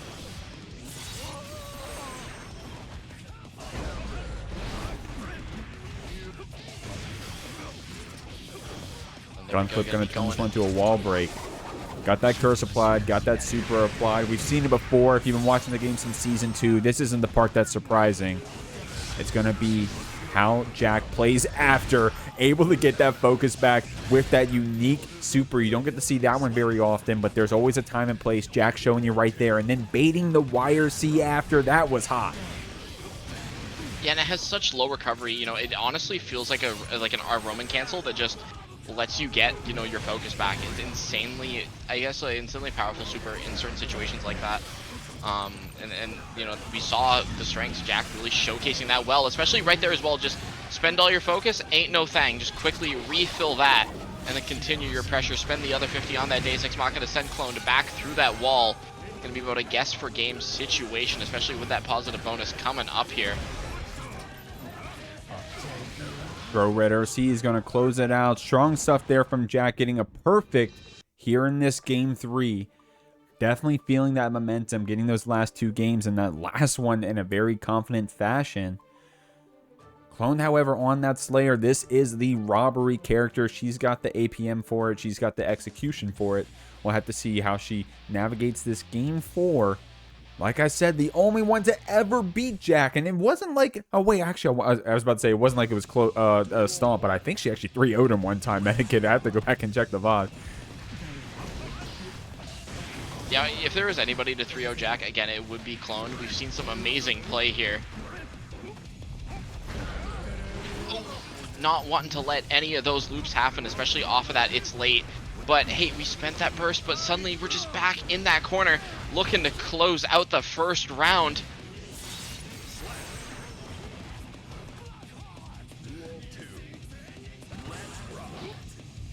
There's that 5K getting the nice counter hit here, but Jack just kind of shoving Clone to back. It says, hey, get back towards that wall there. Gonna be going through it instead. Only half of those bullets remaining. We have that positive bonus, so we can cook up if we need to. But not if Clone just doesn't let us spend anything. Gonna be going through that wall before that burst comes back. Nice routing, smart routing there from Clone. Just needs to find one more clean hit. Oh, this is disastrous. Looking good for Jack, though. Of course, Very we are good for only Jack. 1 hit away here, Medikit. Clone definitely is... I could see Clone bursting here, but Jack doesn't give her a chance to. Was looking for it very wisely. And you know what? Shout out to Clone for not bursting there, right? Jack was ready with the bait right away. You would have spent the burst and still lost the round. All we gotta do is chew back through that HP. We did it once. We can do it again. Jack with some good FD blocks here in the corner. Try to get that Kara bite after 5D is going to be the pickup after that Red RC. Clone going to send you through. Deal a lot of damage. Goes for the reset, actually, in fact, Medikit. And Jack now trying to keep things going after that deflect shield. Clone only needs 1 more hit. And Clone found that hit. Getting up 2-1 against Jack. You know, again, we keep saying if there's anybody... Not 2-1, sorry. Is it? Yeah, it's 2-2. 2-2. Is it 2-1? Yeah, 2-2. My bad. Tying it up. A close set. I'm a liar. I'm not Nostradamus. Well, I mean, Clone taking Jack out in some very close sets before. I want to say that, so Clone's beaten Jack twice. Once in a grand finals reset, and then once in the first round of winners, like we are at right here, man. But then Jack brought it back on that Sin. Of course, we're stuck here in this HC, win or lose. Good backdash on that Master's Hammer, man. Yeah, you can't hold those forever, so great stuff there from Jack. Yeah, we get enough corner carry here. That's one thing that's really cool about, you know, Happy Chaos as well. Just looking at the routes is how much corner carry you get there just due to how those bullets work, how that gunshot works. Especially a lot of those off those universal changes that happen, I believe, in Season 3 with the dash cancels. Okay, now Clone is going to be hard knockdown here, Medikit, but look at that tension. If only we get a chance to spend it. Of course, you can't carry it into the next round. But we're not going to get a chance to. Jack going to catch you with that stagger. Bringing you to set point here. Clone is going to have her burst back. Got to see what we can do here against this HC. But man, Jack is playing hot right now. Jack is playing insanely hot. Goes for that late 2K, trying to maybe, you know, bait out that burst timing there. Goes for that last second wall stick, but we're just sending it. K-Mappa sending Jack to that wall here. This corner pressure is going to be insanely deadly if we can't get out. We suspend that YRC. Spends an RC of some sort, just not that YRC. We have 50 meter here on the side of Clone. Juice said spend that burst. Oh, what spacing! Just kind of weaving in and out, and that is going to be tying it up. Last game, last round. I don't know if that's a double Luigi either way. Now, Jack, okay, you know what? I didn't even have a chance to say it. Jack is an early burster. Can afford to, especially on that counter hit 2D. Clone wasn't able to get the punish after, or rather a bait after. Didn't have that tension to keep it safe or anything. We're getting sent through. Jack's going to have that positive bonus. Very strong at using it. Very strong with those FDs. Very strong at backdashing those Master's Hammers every time, man. Insanely strong here. And we have 100 meter. It's not going to be enough to kill. But we have... Again, we're going to have that hard knockdown. We're going to have that positive bonus. Cloned looking in dire straits right now, especially against a player like Jack. Ooh. Why? YRC finds his mark, but we backdash it again. Jack has been on point with these. Oh my god. Now you can't even trade here. Jack can do so with an Abare, or can just catch you with the low eventually. Great stuff right there from Jack, but dog, that was going down to the wire. Clone with one more good combo could have taken it, but today it's going to be Paragon's Jack on this HC, moving on 3-2 in the first round of the Jeekly 55. Welcome, everybody, to our loser side top 8 here in the Jeekly 55. We got Christian Crab back on that Asuka. You saw Christian Crab with an amazing set against Mikesaftig earlier tonight. But either way, on the other side of the screen, on the other corner of the ring, we got Macmens, an insanely strong Anji here. Gonna have to just find a way through, honestly, just the wall of cubes. Not if Christian Crab has anything to say about it, because look at the situation we have here. We have teleport, we have those fire cubes kind of slowly charging up. We got that big cube, but we won't even probably need to use them. Just look at that life total already, but what a YRC! Yeah, well-timed YRC. Christian Crab was going to try to force the game right there with 5D red RC. We have tension to play with if we get out of this Anji pressure, but Macmen's really good at catching that backdash with close slash. Shoutouts to the name, by the way, Buff Gatto. City of the Wolves been out for less than a week now, and Macmen's already calling for buffs for some of the characters, apparently. You know, sometimes that's just how it be. You know, the agenda needs to be pushed. Here we go. Macmen's pushing this pressure right now. Christian was ready with that DP, though. Yeah, I mean, even I'm sitting here spectating the match. I have all the freedom to look, and even I wasn't paying attention to that DP card. It can be really tricky. Especially when there's only one of them, and you know, typically it's not the greatest card to have in your hand, so it just doesn't come up too often here. But what a parry on the projectile. We have no mana coming up. A single hit'll do it, and that is what Macmens finds. Gonna be closing up that second game here. First set going into game 3, but look at Christian Crab. No burst on deck, and coming trying to find just the cards we need. Unfortunately, we're finding too many of them. We have another big cube to play with, so you know, who knows? We might be chilling out. Here we go. Christian does have a lot of those cubes built up too, man.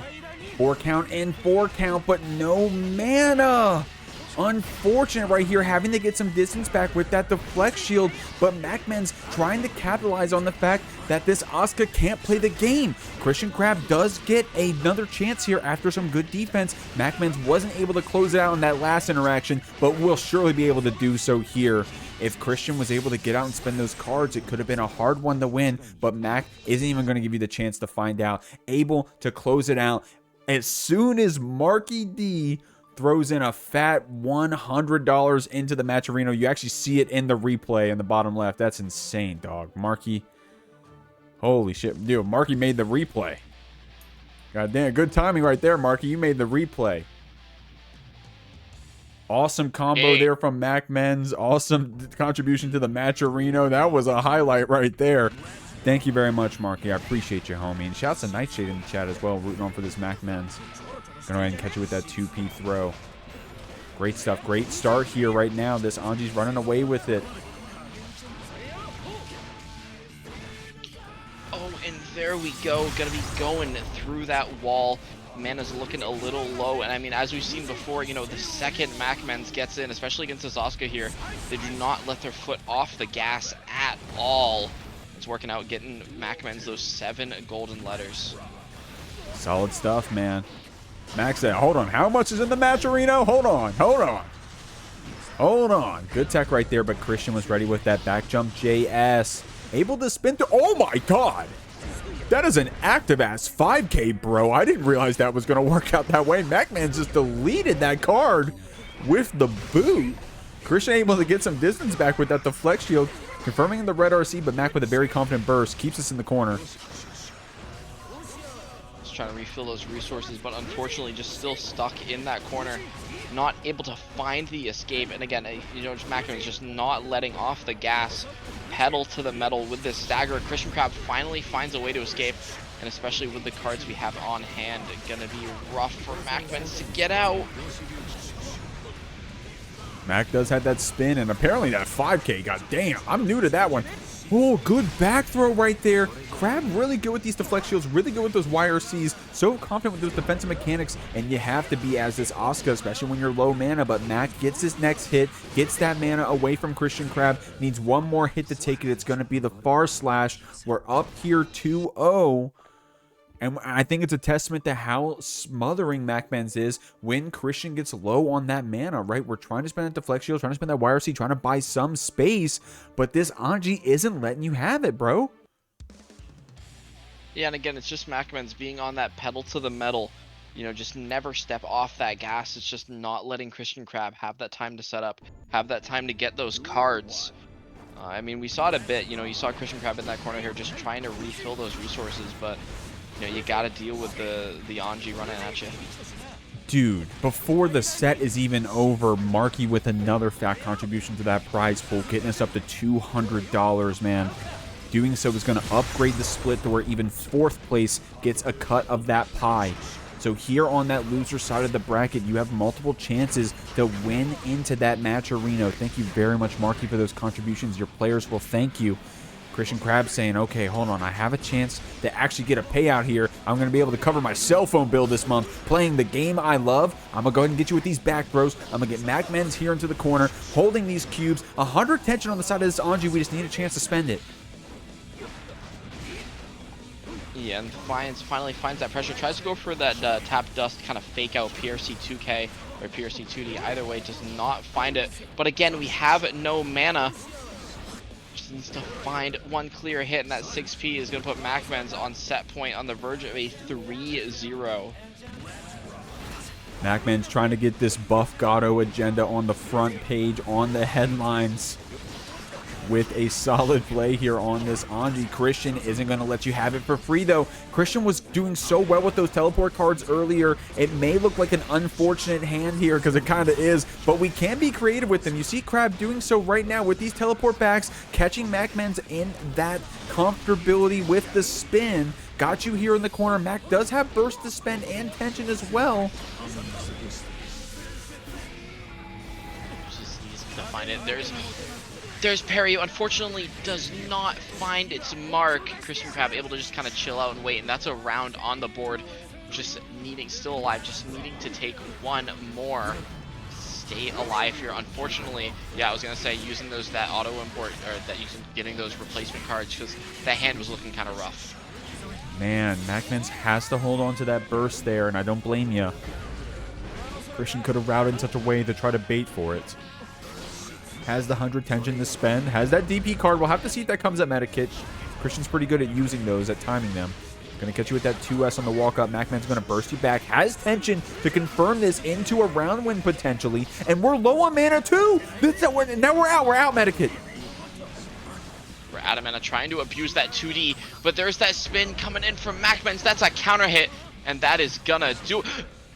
I almost cursed that, but either way, that is going to do it. Macmens moving forward tonight into our losers quarterfinals. Here we are moving through this loser side. You got Lurry on the Faust up against Lasagna Slayer. Now, I got Medikit on the mic. This Lasagna Slayer been winning that wild ride quite a bit, huh?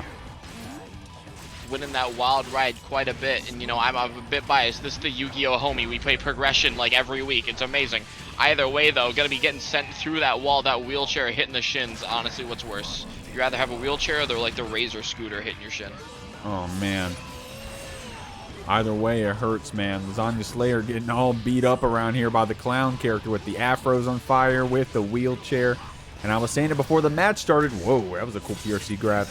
Lurry definitely has a lot of practice against this Goldlewis. Shouts to Red, I am not. Lurry and Red, previous team members, and also just playing in a lot of net play brackets, especially here in the Jeekly. So we got this matchup XP. I'm not aware of Lasagna Slayer knowing this Faust matchup. It definitely could be a hard matchup to get experience against, man, because it's going to keep it a buck. You know, this high-level Faust scene isn't the most thriving, right? You got a few, and one of them being Lurry right here with this round lead, with this awesome Scarecrow PRC, dodging the minigun. Great stuff. Oh, goes for that cross-up mix. So there's that Afro explosion. We have the meter to play with. Going to be going. Oh, just goes for that RC there. Barely not enough to kill. Lasagna Slayer has a chance. There's that white wild assault. Just needed to make it count. There's that burst going to be probably coming out here soon. If not, that super PRC doesn't even need it. There's that 5K sticking my leg out real far. That's, I mean, you got to here as this Faust, man. You got to go ahead and abuse those anti-airs when you can. And shoutouts to Lurry, by the way. Backdashing that meaty cross-up overhead. You saw him do something similar to Jack in their top 8 qualifying match, being able to backdash against Jack's cross-up JK overhead. If you don't know what I'm talking about, you got to go back and check out the rest of the VOD. Of course, we're here on loser side. Lurry does have the lead here. Went for a confident 5H here on the round start, but Lasagna Slayer going to beat you up at that 6P. Oh, yes, just Lurry just running up and not letting that drone setup get going out. It's so many items on screen. We're just throwing them out. There's that bomb. You got to be aware of it.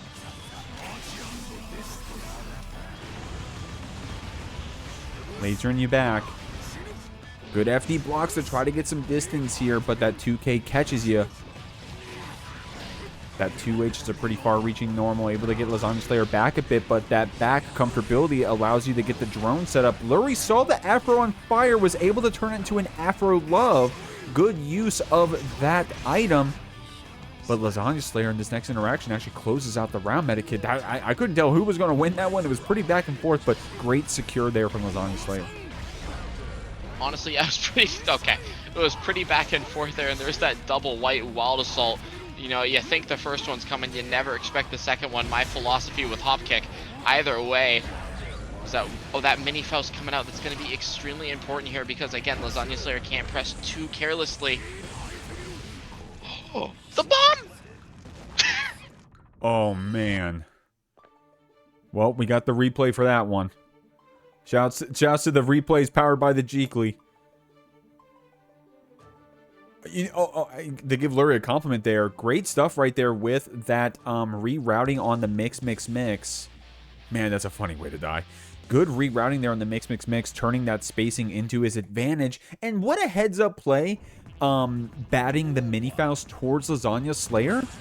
I don't know if there was another way you could have lined up that swing, but unfortunately it didn't connect. Anyways, next round, like, don't dwell. We're moving on to this next one. Lurry with a really good start. You can't dwell, you always got to be looking forward to the future. And that's exactly what Lurry is looking towards, trying to send Lasagna Slayer to next week. Going through that wall again, it's those shins. You got to be bruised, got to be black and blue by now. Just looping that positive bonus here. That 5K counter hit finds its mark, and this might do it. No, the drop. Commentator curse coming out against a character like Goldlewis, man. You can't be calling it too early. Oh my god. Now, we did spend all of that security. We don't have any tension left. But, dude, one more good behemoth will take it. Lurry knows that. Tries to get the distance back. But with that burst, you're able to get that drone. But not a very good one because of that security. So Lurry had to spend his burst. But at least we got the round. Because for a second there, it looked like we were about to get robbed in daylight by this Goldlewis. Robbed in broad daylight.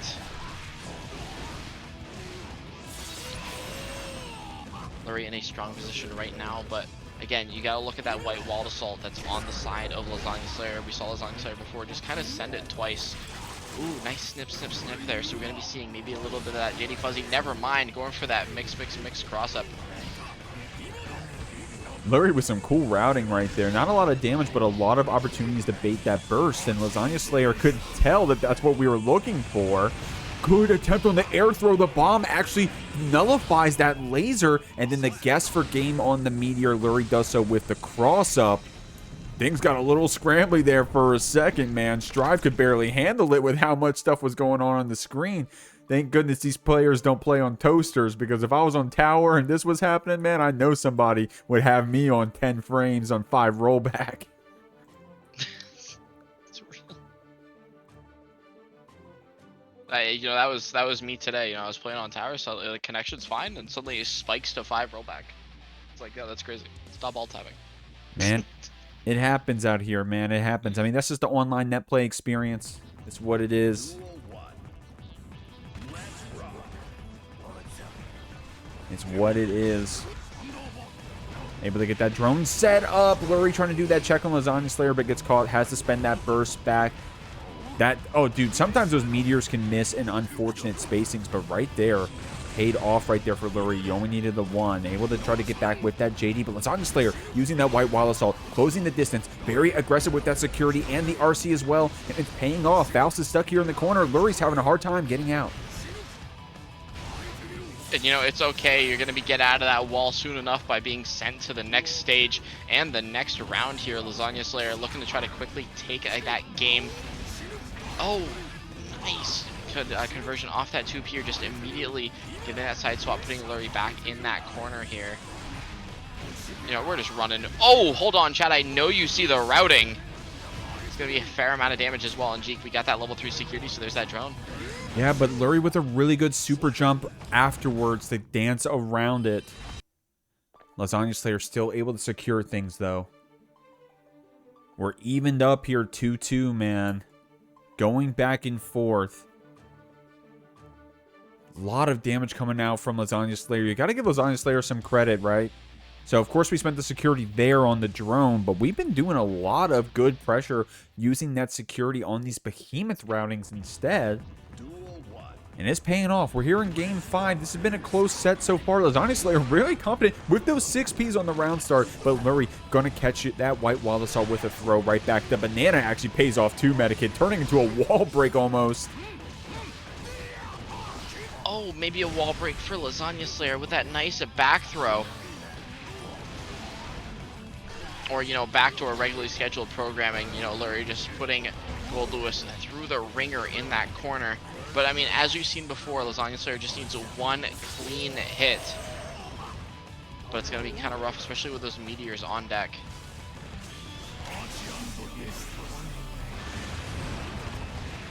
Oh, the very last hit. Good blocks right there from Lurry, but the very last hit caught us. Lasagna Slayer here on a pixel, able to bait that YRC. Last round here for this Goldlewis, and with that burst advantage, you have that white wild assault potentially on the round start. I know we've been seeing the 6Ps, but this time we're going to play it patient.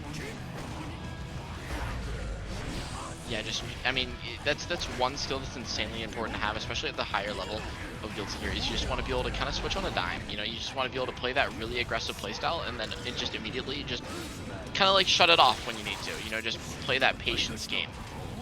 We're seeing Lurry just kind of play that really aggressive game right now. Going to be getting a nice route there off that Afro explosion. Never mind, just using to keep a bit of that plus frames. It's rough out here in these streets. You're getting hit by seven command grabs. Yeah, dude, Lasagna Slayer was like, when can I frickin' play the game, man? After those snips, able to get that pop after and keep that pressure going, man. Lurry playing kind of angry right now with those command grabs, and it pays off with the perfect. We're on the last round, last game here. Lasagna Slayer with an aggressive round start this time with that jump in JD. Able to use that to their advantage. Lurry showing that 6P right back, and no security because we already spent it on the drone. We have to build it back here, Medikit.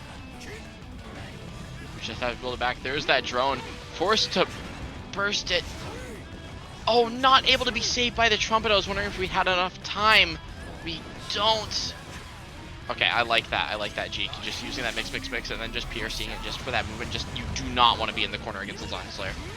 Lurry able to weave in that 100-ton weight. It actually made the laser not as good as it could have been. Now, Lurry on a pixel means you have to be very careful about these bombs. Able to get that spacing for the what could this be? No way that meteor didn't connect, by the way. Able to throw another bomb and another meteor. This time it's going to be the same side. Lasagna Slayer able to block it out. Oh my god. That was so fucking cool right there from Lurry. Able to get in, get that command grab to dodge the laser. One more hit to take it, but you're stuck in the minigun animation.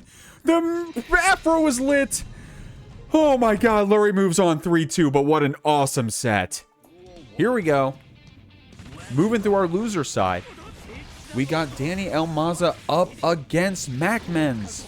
And I was saying it before the match started, man. I'm pretty sure that the Jeeklys that Macmens has won before were against Dany in grand finals.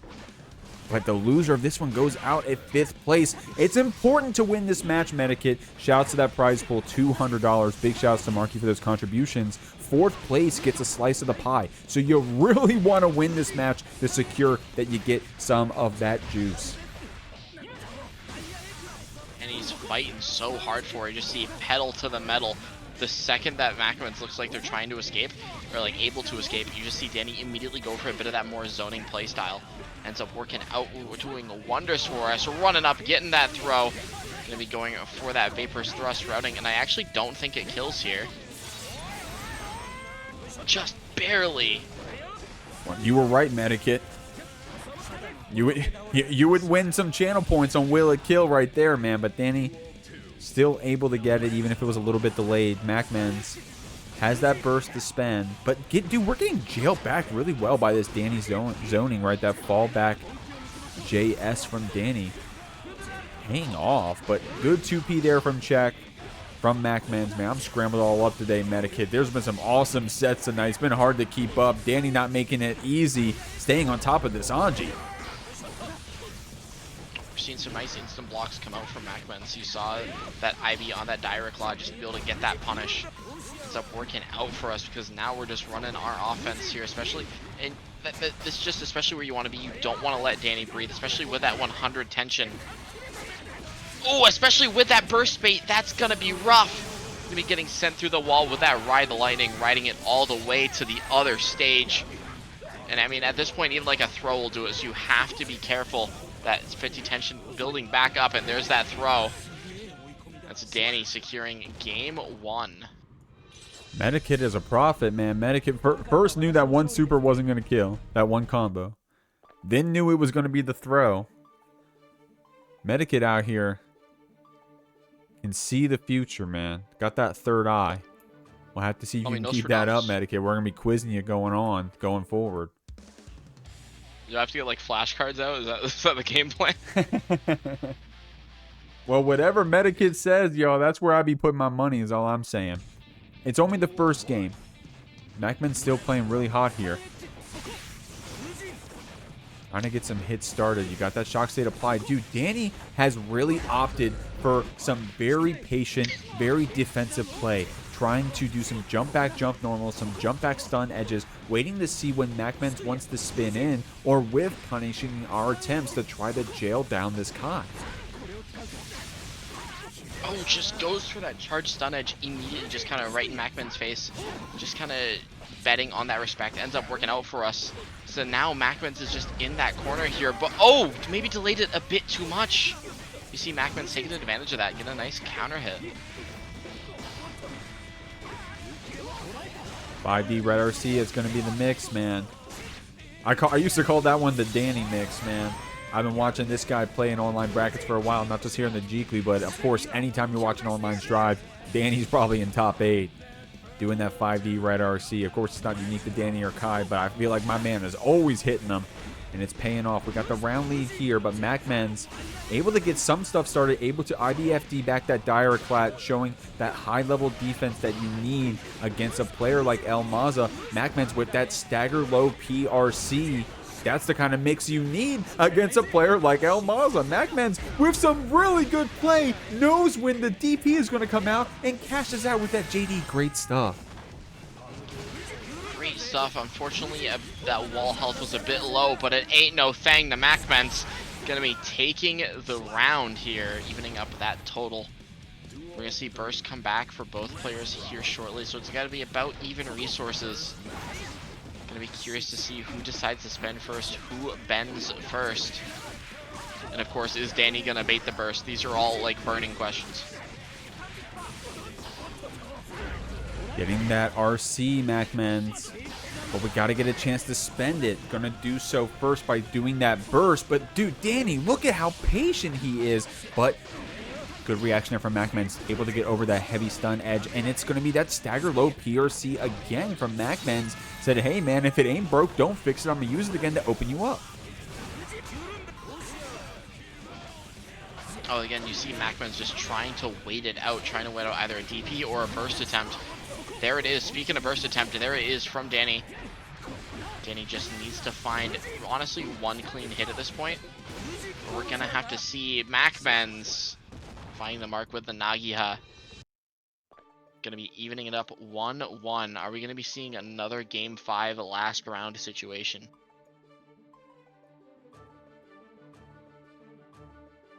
Great stuff right here. Solid play. I gotta call out Holly in the chat. I used to say ain't nothing but a thing quite a bit. Maybe I'll reintroduce that to my vocabulary, but you're gaslighting me. I've never said that second thing. I never said that second thing, Holly. Shout out to the Twitch chat, y'all. If you want to see, you gotta come check us out live. Twitch.tv/itsgeek. Getting some good throws right here from Dany. Macmens, of course, getting that last game in a very long set. Able to get that counter hit close slash Mac. Very confident still about this round. Says it's still early. I'm willing to spend that burst. And you got to spend it early if you plan on getting a second one in the match, right? Especially if they're going to go as long as these last games have gone. Macmens wants to have that second burst ready, or wants to have those wild assaults ready if we send Dany through the wall here. Yeah, and it kind of works double duty as well, because you're looking at that spending that burst spend early, and not only does that, again, everything you said there, where it lets you have that second burst, but at the same time, it also stops your opponent from immediately snowballing. So if you can find that timing and make sure they aren't baiting it, it's definitely a strong option to represent here. You just got to be careful, because we do have that 100 meter. Oh, and there's that throw there. We have enough for a Dragon Install if we choose to. Curious to see if Dany's going to go for it or just kind of play that normal Kai, especially here we have the meter go for that Sacred Edge. Dude, that air-to-air pickup in the Sacred Edge, bro. Oh my god, I can't believe that almost killed. Of course, the Sun Edge was still able to close it out. But oh my god, dude, that air-to-air was an awesome pickup, man. These are some great players. Both these players are very capable of combos like that. I mean, everyone you're seeing in the top 8 at this point here at the GP55. There's some good players. They got some good routing. Dany, no exception. Macmens, good jump in over that stun edge. Dany very confident recently with these stun edges, but I think that's been Macmens' answer, right? It's been hard to get in, but right there, Dany with an immediate adaptation, going for the S stun edge, able to get the 6P on Macmens' jump in, and it pays off with that counter hit into the super. Pays off indeed. We're seeing Dany with that positive bonus. Needs to find one more hit, but you know, Macmen's saving grace might be, even if we do get opened up, we do have that burst on deck. We just cannot have it get baited, which is going to be rough, especially again looking at it. Not going to be able to do anything about this though. Going to be able to go for that RC route, and that is Dany taking another game, currently sitting up 2-1. Great stuff, man. Great stuff. Shouts to Test Your Luck, who just joined the room, playing in another bracket. I guess Dany must be his opponent coming up after this. So, shouts to Test Your Luck, one of the best Nagos out there. We'll have to see how he does in his upcoming set. You're going to have to check out that VOD. You'll be one of the only viewers there. We'll have to see. Good stuff over here. Dany playing against Macmens. Loving what we're seeing.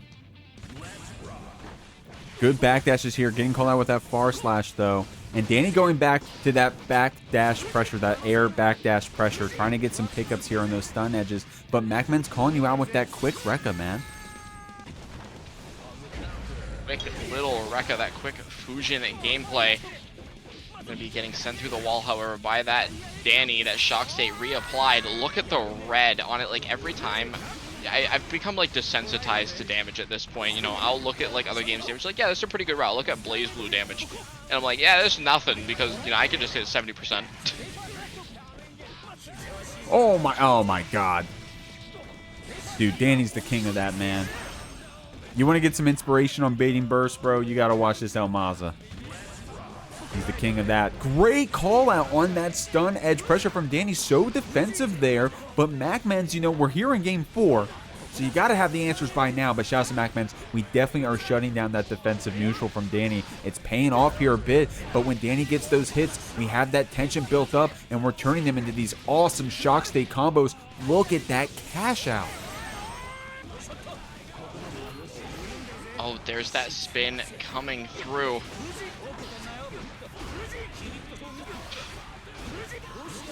Oh, that fake out ends up hitting Dany. That PRC low maybe was expecting the Rin. Either way, though. I'm liking that. Just that quick little 5P just to catch Dany. Because, you know, they're just trying to do that punish. Woo, Macmens. Still able to cash it out. I want to do a real quick shout out to Lifelight Cafe with a fat raid coming in. Appreciate you, homie, just in time. We're trying to get a slice of this pie. The winner of this match gets their way into the Matcherino, this $206 Matcherino. In fact, you can add to it by claiming one of those free codes if you guys didn't mind. I really appreciate you. And thank you, Lifelight, for dropping in that raid. These players would really appreciate it, especially Dany right here trying to close out this set. We're up a game, but we're even in rounds. Macmens with some good defense here, teching out that throw and then closing the space with these Rekkas with that 5D RC. Won't be enough to kill here, but going for the reset, Dany is in a world of hurt. Hold on. I'm looking at my crystal ball. This kills.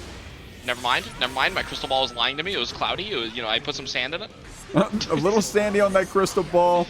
One too many shakes. Macmens being very patient here with this dash block. Yo, look at these dash blocks from Macmens. But Maza able to use that PRC heavy stun edge to close him. This is Macmens showing you, hey, homie, I can block this out all day. I only need one hit to do it. Even if it's a trade, it's all I'm going to need. Great. Amazing defense there from Macmens. So confidently running down those fireballs.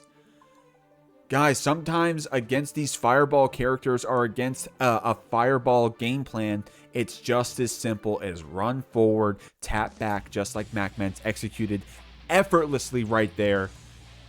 Great stuff. We're going to game 5. Amazing gameplay here. Again, another game of 5 in our top 8. We got Dany immediately just trying to do that run up 2K 2D, trying to maybe wait for that, you know, trying to run up, just wait for that spin, but upon noticing that it's not there, just try to, you know, quick little couple buttons. Either way, though. Oh, what a bait on that throw there. So gonna be seeing some nice damage here. Yeah, I agree. If you're gonna burst this round, you have to burst there because that's a massive amount of damage. But, you know, maybe a bit of a hero burst because, again, look at the resources. Dany's got that positive bonus, got that burst coming back online. You're gonna have to make something work, Macmens. Yeah, and, you know, and Dany's going to be able to burst early this round potentially, and also was able to cash out on that wild assault. So, you know, it's unfortunate, or rather, you know, well, depending on who you're rooting for, that is. Macmens, however, catching you with these Rekkas, anti-airing Dany back. Dany may burst here. I don't know. We don't have the tension to follow it up, but that 5D red RC, Macmens is going to close it out. Go to set point. Now, Dany will have that burst to start us off. Macmens isn't far off from having his own. Dany opting back for this more defensive neutral. Macmens with this careful approach with that well-timed jump in. And Dany trying to close it out, trying to get out of this corner. But Macmens with a good IBFD pushes Dany back. We have to get back in with that Foudre arc. Yo, where's like the Macmens apology form? Because, like, you know, I was not familiar with the burst game. Amazing play here. We got burst back on deck. It's up working out wonderfully for us. Just trying to keep Dany contained. There's that RC coming out. It's an FRC, so we still have that meter. Gonna be getting sent through that wall. Okay, we'll see if Macmens decides to burst here, Medikit, because bursting here could be critical. We'll have to see. Looks like Mac may hold on to it. Dany still looked for that bait just in case. Basically even resources here. Last round, last game. Dany opting for that defensive neutral. Macmens trying to check you with that 2P. Dash blocking forward when we can, spinning through those fireballs that Dany has been trying to call us out for in those previous rounds, but now we're reintroducing that defensive mechanic, and Dany also showing us these throws. Macmens so good on that defense. Dany punishing you with the throws. It's going to be a bit rough for Macmens here. Just looking at that life total because, again, Dany has shown that they're more than welcome to, or more than capable of just sitting there and just, again, throwing out those fireballs, throwing out those strategies. Really making you work for the approach, and that's what we're seeing now here, is that once Dany has that meter, you know, they feel pretty comfortable in approaching, but beyond that, you just have to find a way in Oh my god. Okay, 5D red RC. Dany does have no burst here, but we do have that 100 tension that we can get creative with a stun dipper. PRC to keep it safe, or a stun dipper red RC even hits, cashing out the RTL immediately, and just like that, oh my god, medicated wasn't enough. Wasn't enough. Tried to beat the burst, but it doesn't find it. The far slash catches the landing recovery. That is Dany L. Maza moving forward into our losers semis here tonight. Gonna meet Cloned after taking over Macmens. What a set. Alrighty, everybody, you just got off of a heater of a set here. Lurry versus Asuka Slayer, but we got Lurry back on the screen, back on the stage, fighting Cloned on that Slayer. Such an explosive character. We're already seeing it. You know, it's not even 10 seconds into the round, and well, it is 10 seconds at this point, but either way, that life total's getting low, but those meteors covering us just need to find a way to keep Cloned off us. One thing I know G keeps mentioning as well in these clone sets is that once Cloned gets on you, she does not want to get off. She just keeps you in that corner. That corner pressure is lethal. But Lurry securing that first round is so important. Damn. Yo, Lurry just showed you some tight shit on that Faust right there, man. Awesome stuff. And I'm gonna keep it a buck, some really good item RNG, man. You got 2 meteors in 1 round, dog. That's crazy. Of course, Clone not even looking at the screen sometimes. I'm gonna keep it a buck. She wire seeing through those meteors. But she doesn't need to, bro. She gets 1 good hit, and look at that damage. That was basically a 10-second round. Quick stuff right there from Clone. Has that burst advantage on top of Lurry here, crossing us up with that pile bunker. Just block on that Master's Hammer, but she's still on you. She's sending you through. Super map a hunch is going to make you hurt. Yeah, look at the red. Oh my. Lurry going to be spending this burst a bit aggressively here, because honestly, the second you take 1 hit, it's over, and there's that pile bunker. Cloned, securing the first game. It's those 7 golden letters. Man. What a hot start right there. Yo, Lasagna Slayer in the Discord saying, oh, it said meteors and mini Faust. Am I crazy? Yeah, dude, these items are... Yo, Lurry kind of going crazy with these items in these last few rounds. If you're skipping around watching the VOD, you got to go back and watch that Lurry Lasagna Slayer set. Awesome set, bro. I won't spoil who won. I don't know. You probably already saw it. If you're watching this in order, you already know what happened. What am I saying? Anyways, Lurry right here. Sending Clone through. She did just get her burst back, but Lurry with that Wallisall routing meant that she wasn't able to spend it yet. That 5k trade pays off at first, but then, I mean, dude, Slayer with these trades full screen like that, it's almost in his favor because you're able to close that distance with that K Mappa, with those Dany steps from downtown, and then you got to guess overhead low. Lurry getting mixed up here, and that's the Slayer effect. We have that 100 meter to spend, and Lurry's making her hurt right here. Very confident burst, Medikit. Very confident indeed. It ends up working out for us. We just, even if that life total just needs 1 more clean hit, and there's that 5p to catch the jump. So that's, you know, that's a pretty heads up burst in that situation. They're just going, hey, you know, I have the resources to make it happen. I'm just going to send it. Especially with those item pulls we just saw, you know, mini Faust 100-ton weight. I feel like we can make anything happen. World's our oyster. Oh, man. Solid stuff so far from both of our players. Checking you out with that 2K. That multi-hit 2K, by the way, was a mid-low-low, I think. Lurry using as a good tool to try to keep Cloned off of you with those Mappas, with those Dany steps forward. But we're going to pile bunker you around. Oh my god, it was a loop. I mean, even if that was a wall splat, I think was going to kill regardless. But you know what was actually cool about that routing Medikit is that Lurry's not going to start this round off with his burst. So Clone is able to get this damage in before Lurry has a chance to push you off. That bomb coming out quickly, getting out of the range here. I was wondering if we were going to be able to route back into it in time. Unfortunately not. There's that Afro coming out. We're going to get that love bot, that whatever the bomb upgrade name is. Either way, though, going to let us get a bit of that damage out here. Oh my god, the J2K with the BRC means we get a pickup after Lurry. Juggling this Cloned around with that 5k. Great stuff, man.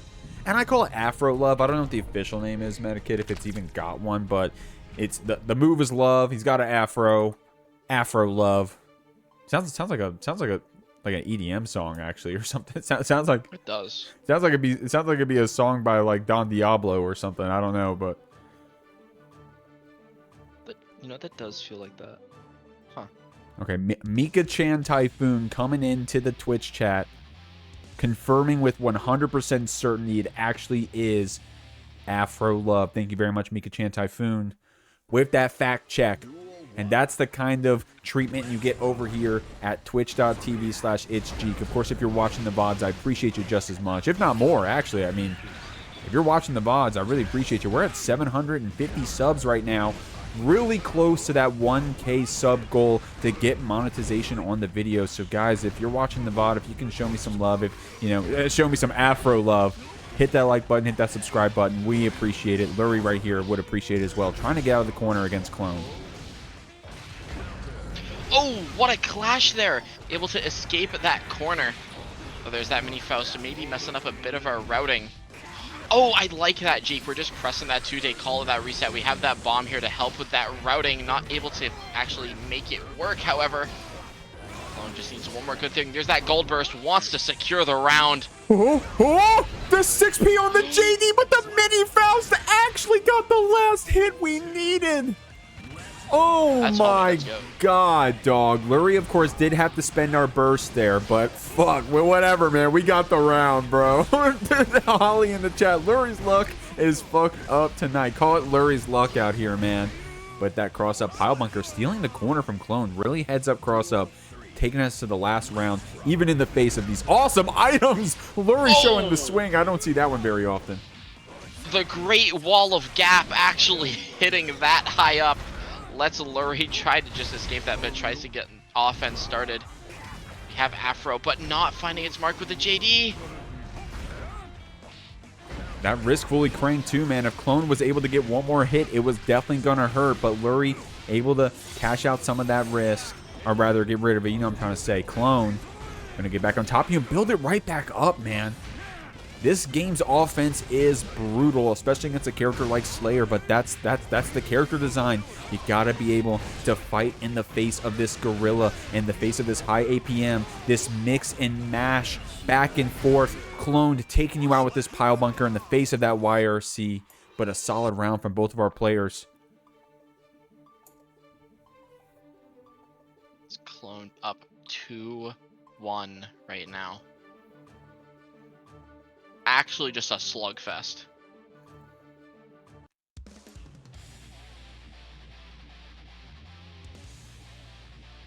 Close stuff, though. I'm liking what I'm seeing. Man, good show from both of these players. It's harsh, man. So the loser of this goes out in 5th place. And, I mean, damn. I mean, what, are you going to go out in 5th place fighting against someone as strong as Clone? Like, that's just not fair, man. But that's just the way this bracket works out. The players here are so strong. Lurry's going to have to really earn this one in the face of Clone. I don't know their actual history, their matchups prior, but right now, Lurry playing really hot. Unfortunately, extending that hurt box into the bomb, but great backdash on that wild assault from Clone. We got you beat up. We got you sent to the wall. Hot stuff from this Faust. On the verge of tying it up, but I mean we've seen Clones just like lock in, just look at this pressure here, just kind of trying to play around that Faust spacing here. You saw it with like, that's something Clone likes to do a lot here. You see it with a lot of those K-dandies. So notice at least like for me with playing ABBA is just trying to do that spacing of that dandy just to avoid a lot of those button presses, and that's really been working out for Clone. Afro Love on the screen. Good stuff using that JK, the link off of that mini Faust. Damn, okay, yeah, Clone had to burst that. That was actually going to win the round right there for Lurry. Hopefully we're able to keep it going. BRC to slow things down. 5P to get that check on that cross-up attempt from Clone. Dude, Lurry's bringing us to another Game 5. Another Game 5. There has been... I just want to point out there has been, this is like the 5th game played of top 8, and 4 of them now, sorry, have been Game 5s.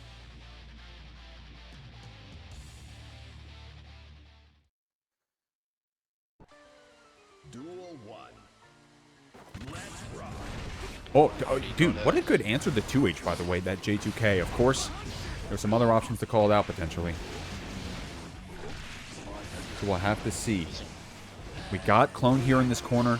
She's trying to get out. That 2K can check it, though. Lurry getting caught with that pile bunker. Clone going to make you hurt with that red RC. Doesn't steal the corner here, but able to get in that bite. Universe debuff applied. That's going to be enough to secure this round and put us on a quick set point. Quick set point indeed. Lurry needs to lock in. That 2K is what's going to do it for us. Getting started with our offense, that 100 ton. Definitely what we're looking for.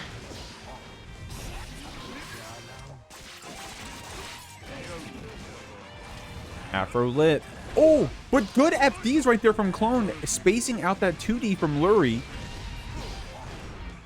Trying to stagger out with that close slash. Try to get that 2D stagger after, but Lurry with a well-timed YRC. Clone pressing in the face of that hammer. YRC comes out for her here. Tries to get an early throw, but the Master's hammer gets the pickup. And just like that, Clone is going to move on 3-2. But damn, that was an awesome set. Great stuff from both of our players.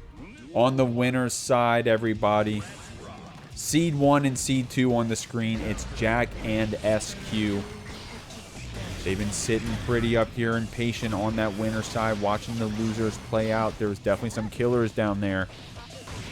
Won't spoil it for you if you didn't watch, then you're going to have to go back and check out the VOD right now. Jack's getting this first pickup here against SQ. She was able to chip us down a bit. Does have some wild assault to play with, but Jack's not going to give you a chance with these run-up throws. Good block on that cross-up overhead, but Jack rolling right through. Going to be able to send you through the wall in the slum. Again and again. Jack just needs one more interaction to take this, and I like that decision making there, deciding to back up a little bit. You know, looking at SQ, just had that meter to play with, so Jack decided to play a bit more passively. Ends up working out for us. Running down, throwing. Got Jack over here on that IBFD, but the 8 sword gets the pickup after. Mortar bottle hard knockdown. Jack with some really good blocks there on the meaties. I mean, that's a good time to go ahead and practice your IBFDs, right? It's when you know your opponent wants to walk up and get that close slash, but SQ doing a good job of hitting Jack back after. No resources on the table for either player, at least in terms of system mechanics, but Jack doing a good job of keeping that ammo on lock, keeping that focus built up when we need it, and this Deus Ex is going to refill what we've spent to go ahead and get this hard knockdown. Yeah, this is a rough situation to be in if you're SQ, because I mean, like, yes, we can deflect shield, but again, you might not even get the chance to, because we get that all that focus built back up. We're just trying to play that space and keep SQ in the corner. But now it's the SQ show. It's the SQ game plan. Goes for that double JH, ends up working out for us. And look at that corner carry. Suddenly now SQ has that positive bonus, not looking as dire, but you still have to be careful. Oh, good block on that YRC from Jack. Wasn't able to get the punish after you saw Jack in a previous set against Lurry do something similar. So able to keep that pressure, but wasn't able to get the punish. And because that SQ was actually on top of you with this wild assault. One more hit the guy. Oh my god, that dude. Oh, that walk up 2K. Jack's going to get it with the roll. Man. Confident stuff there from Jack. Able to close out that round. But, dude, one more combo from either player would have taken it there for a second. I wonder if SQ was probably looking for a burst bait there from Jack, but he was able to use it for the wild assault instead. Great stuff. Stuff indeed. Definitely loving what I'm seeing so far. And, you know, I feel like I called it. You know, it's an insane set, insanely close. I'm just going to see if SQ is able to adapt and just kind of, I don't want to say lock in, but, you know, you're just gonna take a look at what Jack's doing and be like, hey, stop doing that. Probably didn't expect him to get picked up by that rock right there. SQ, unfortunately, not able to connect that 5H after. Oh my god, amazing. You know SQ is looking for the fuzzies. All of us, anyone trying to react to that got thrown right there, but SQ is looking for those fuzzy throws. H-sword jailing you back. That JP from Ramlethal, man. Hot stuff. Jack with some good FD blocks here in the corner. SQ has to spend that S sword, but look at how she timed out the S sword and the H sword, by the way. Was able to get the H sword back in time to use the S sword, or at least I think so. I'm trying to keep up with this Ramlethal, man. Yeah, I'm trying to keep up with everything too. You know, my brain's going all over the place. We got that Deus Ex Machina getting a fair amount of bullets, you know, and just entering. And there it is. Oh, that burst comes out. Maybe a bit of a hero burst because, I mean, if you look, Jack doesn't have to approach, but we have no focus. We have to be careful. Oh, man. Lining it up with that red RC. That was a long round considering the characters you have here on the screen, man. SQ getting this throw early.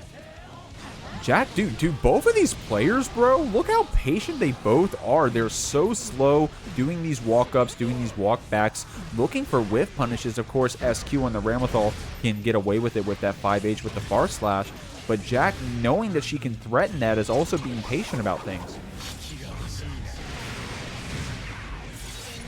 Goes, yeah, that's like 55% of your HP. But I'm like that decision. Just set up that curse on that hard knockdown. And then just try not to deal with the fact that, you know, SQ has that 100 meter.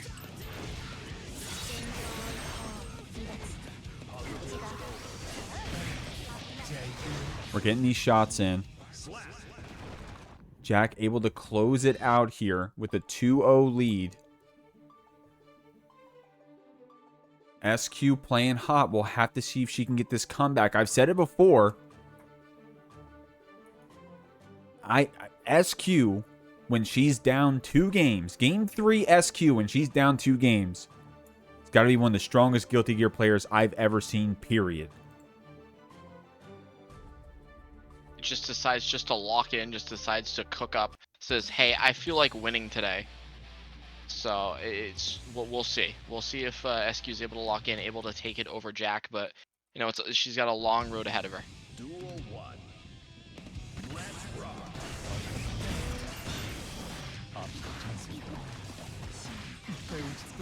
Oh, we're going for the throws already. It's, you know, I feel like it's a hallmark of at least like game 3 at this point, or like the last is when someone's up 2, is just bring out all of the throws.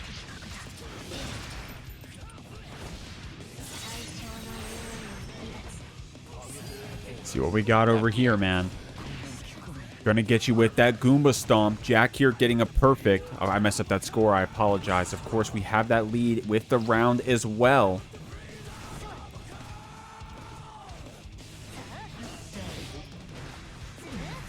Oh, there we go. There's that JH. SQ just trying to play that space game. Again, you see just kind of backing up, not wanting that far slash to be able to hit. Well, we're just running the close slash stagger pressure.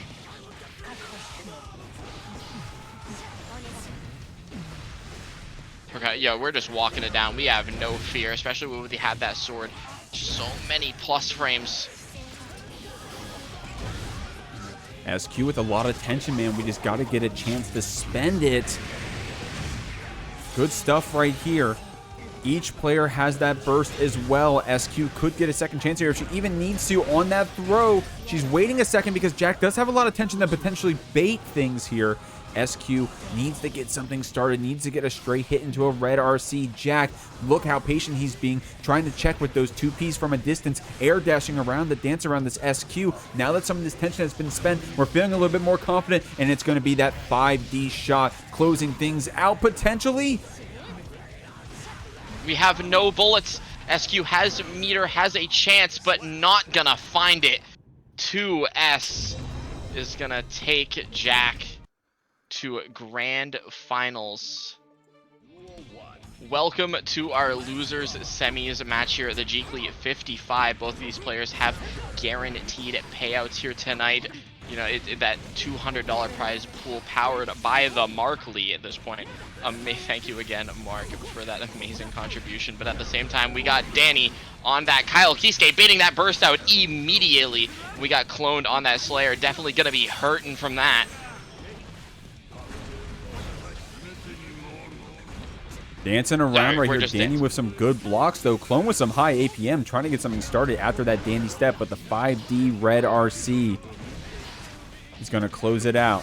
Good stuff right there, trying to get that distance in with that walk-up 5K. Such an active 5K that Dany can actually show you that drift forward 5K with that dash momentum. DPing through the gap. Clone was about to run you down there for a second if she got one more good hit, but Maza able to secure things.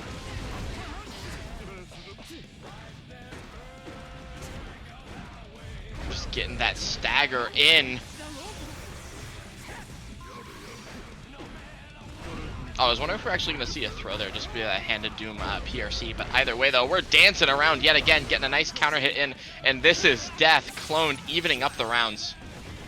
You can't let this Slayer get a stray hit on you, man, especially if it's Clone. She in that $1.50 hot dog training arc. Going to take you out back. She's got the burst. Going to take it through the wall here, though. Maza's got that positive bonus built up. Dude, man, she is so confident, bro. She said, hey, you want to set something up? Hold this dandy step.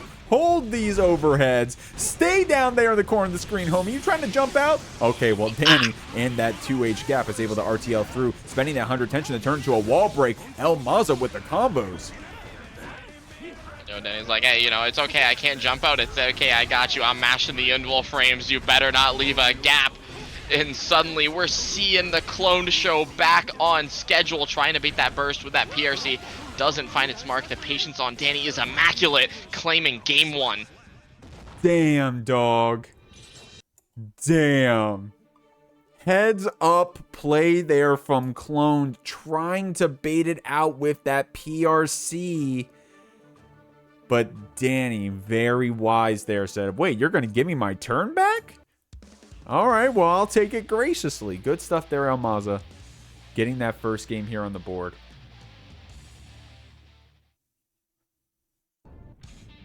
Duel 1.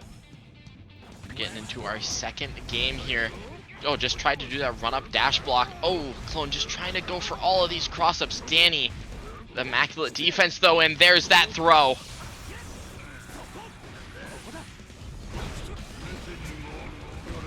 Running things down here, closing that distance with the wild assault. Dany did just get that burst back, and I think, you know, that's a decent time to spend it.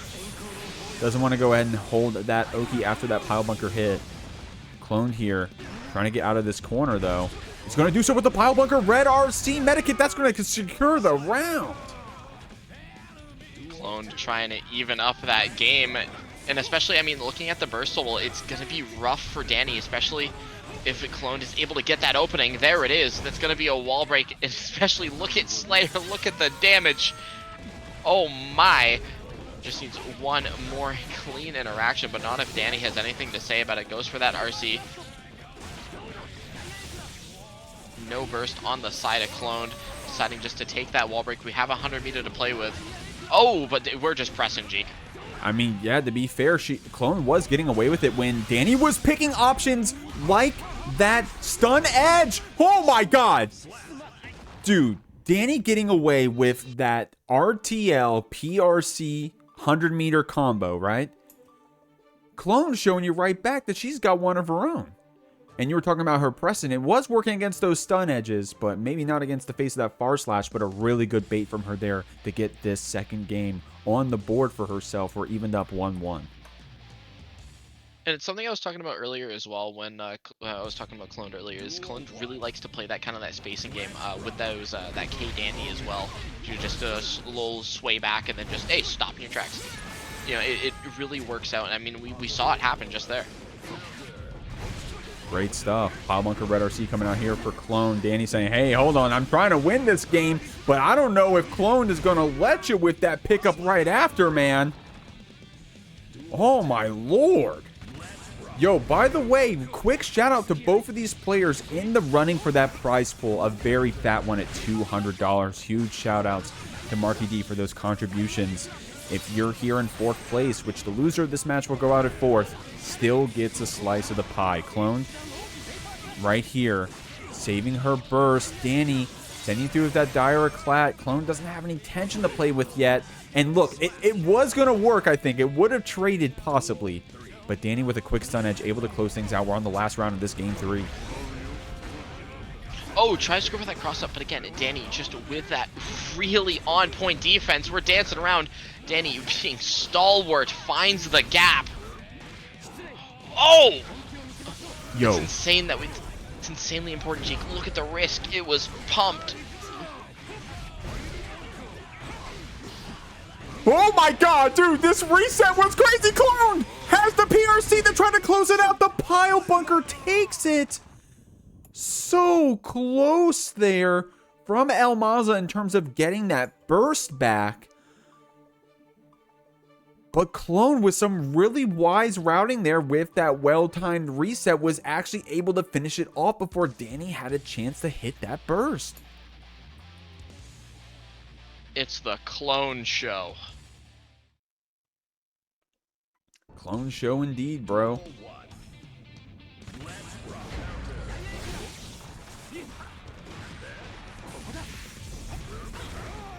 Oh, there is no throw on that Master's Hammer, but it's A-okay. What a press on the cross-up. Dany is just on point with these lately. You have to burst there. You had to burst there or else you were dead. Looking at that tension. Gonna be getting it. Oh, that went far enough to wall break. You know what? Fair enough. Gonna be getting some nice pressure going here.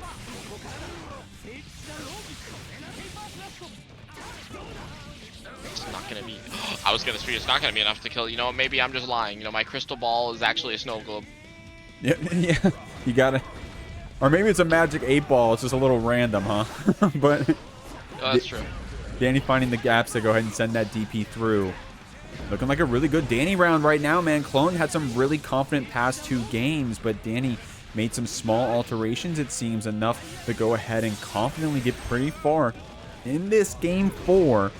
Clone catching with the low, trying to get things started here. Dany, with that positive bonus, is able to get a lot of that burst back. He could potentially spend it here if he wants to try to secure the round. Counter hit on the Master's Hammer, spends the burst to keep Clone in the corner. Has the red RC after they get the bait.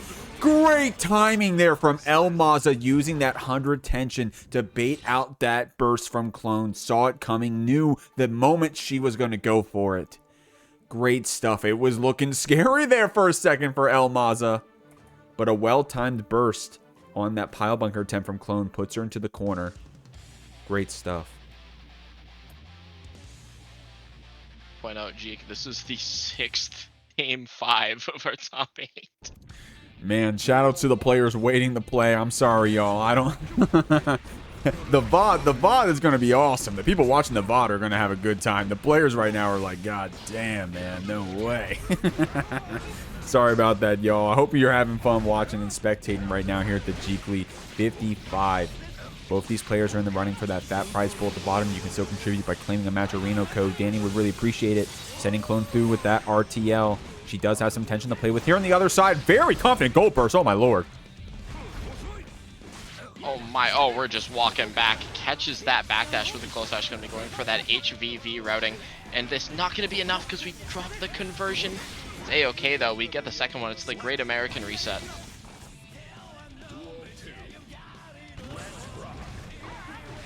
Trying to get in right there, Clone. FDing us back. Counter hit close slash there from Dany. Playing hot here on set point. Clone will get her burst on the other side here, and is only in the face of a soft knockdown. Of course, you got that shock state applied, so you got to be a little careful about some of these hits from Dany, but that late jump in over that stun edge. And Dany with an early Superman, we called it out earlier, so good at using that super early to keep his opponents from bursting. Yeah, just wanting to, because you realize, right, like, you have all of that positive bonus meter coming from, and that's Dany. Hold on, as I'm yapping about positive bonus, Dany takes it with a perfect. Everybody, welcome in our losers, let's say, finals here tonight at the Jeekly 55. We got Dany. If you're watching the VOD, you just got off the heels of a very close set against Cloned, but now, you know, the Clone show's over. Now we're on the SQ channel, the Velvet Room, coming out here on that Ramlethal, challenging the king. Man, and that RC able to slow things down and see that burst come in. And, you know, you got that supervision right there. You slow things down with that red RC, able to see that burst not connect. Maza catching you with that low after that overhead. That was some tricky mix right there. Very strong stuff. He's kind of got an advantage right here, man. I'm going to keep it a buck. Playing pretty hot after coming from that last game against Clone. SQ Definitely wants to get her run back up against Jack, but she's going to have to go through the hot seat of Maza first. Get hit with that HVV routing, going to be getting stuck to that wall. SQ not going to be getting enough meter here shortly to YRC if we need to, or do a little bit of that BRC shenanigans. Either way, we don't need to. Get hit with that cross-up flip. I know I get hit by it way too often. It's up working out for us here. Dany just needs to block all of this out.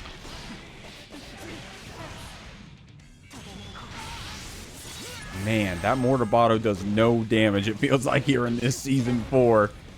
SQ's got you pushed back with that S sword. Dany has so much tension to play with, man, so you can't give him any space. Oh my god.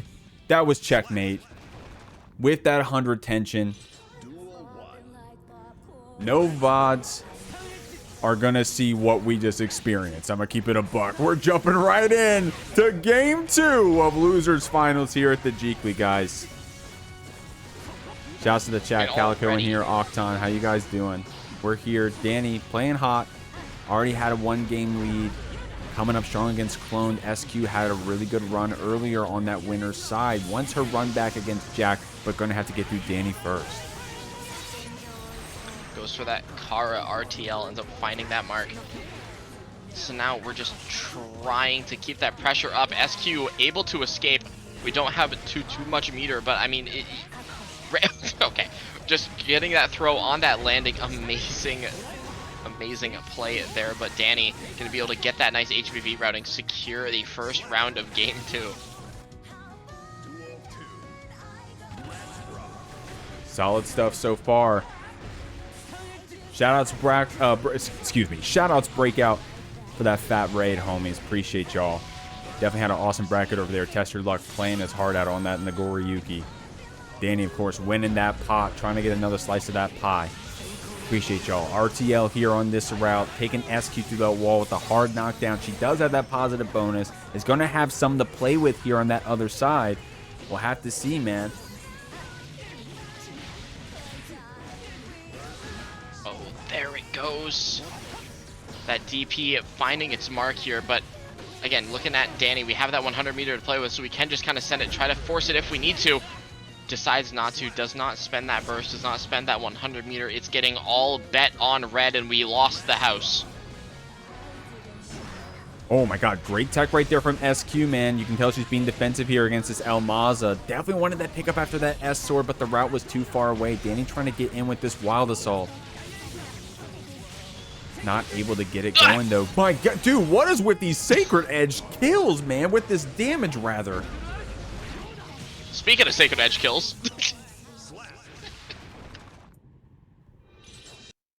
Oh my. Dany taking game 2. Every time I look at that, it feels like a jump scare.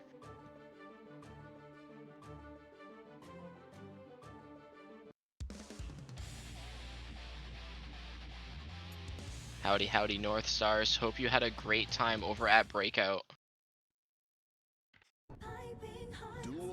So I had Caligo on the mic, but as we get into our game 3 here, SQ starting us off with some of that very impressive ram pressure. Dany forced to spend that burst, and honestly, I like that decision here. You know, you want to spend it early, you want to spend it, hopefully, so you can get 2 in that same round here. You know, it's game 3, the legend still holds true. I mean, we saw Dany just represent a lot of those throws. Getting sent through right here. SQ does have that tension to play with here on the other side, but not able to get through. Dany so aggressive with those 6Ps, bro. Ramlethal having that Farsash, that 5H to try to check back this Maza. But if he's ready with that 6P, it can be hard. Checking her back with 2P as well. Trying to get in here, but he's so aggressive. And that aggression's paying off. Look at the damage. One more interaction, and suddenly that'll be Dany moving on to Grands, and there it is. With a perfect, those 7 golden letters closing it out. Grand finals of the Jeekly 55, everybody. These players are no strangers to each other. but I think this is the first Jeekly Grand Finals in history that has Maza up against Jack. Of course, what's kind of cool about this meta kit is that Dany's kind of an old head Jeekly Grand Finalist. Always tore up our earlier brackets and still tears up the newer ones, as you can see right now. Jack is more so of a new head Jeekly player, able to see him a lot in the last 10 or so up in these Grand Finals. So seeing them play against each other here is actually really interesting. Yeah, I mean, we're going to see, because I feel like, you know, both Dany and Jack are kind of monsters in their own right. You know, when you think of, like, for example, when you think of Happy Chaos, you think of Jack at this point. And when you think of Kai, Dany is, like, one of the Kais you think about. So it's insanely going to be cool to see, I guess, who comes out on top here. Because I'm not sure if they've ever played, as you talking about. I'm not sure if they played in Grand Finals, at least here. Yeah, exactly. At least here. I mean, I definitely have seen these two in Grand Finals of TNS and Grand Finals of other online brackets, and definitely on the weekend circuits. You know, I've been seeing a lot of Jack and Dany here on these weekend ones. Got Dany bounced around right now with these Goomba stomps, though, sending you through. Got that curse applied. And just a quick shout out, Dany, of course, on that loser side, is going to have to win 2 sets here to take out Jack. And what a good way to start with that BRC back throw. Yeah, but there's that deflect shield out, just pushing Dany further away. Oh, that trade is doing us a lot of favors here. BRC down, we have more tension to play with. And yep, and that's how we catch the backdash. Jack with an insanely heads-up BRC taking game 1. Strong stuff here, man. Jack getting this first game. We'll have to see if he can keep it up. Of course, would be no surprise how strong this Happy Chaos plays around here. I mean, look at that level, bro. I mean, level doesn't necessarily mean skill, but dude, 8,500 on that Happy Chaos. My man's been playing on the daily. He's been treating this like his dailies in a gacha game or something. Kinda. And you know, that's what you need to do to stay in tip-top shape out here in the guiltiest of years. By the way, though, another thing you need is patience, and that's what Jack is displaying here. Again, just looking at that focus, notice it ran out, and is just decidedly just playing a very patient game until we can find that hit we need, gets that 1 ammo, gets that wall stick, gonna be refilling all of them with that Deus Ex Machina Divine Intervention, sending us through that wall. This might be a bit rough for Dany. I mean, we have that DP. Dany holding on to that burst, though.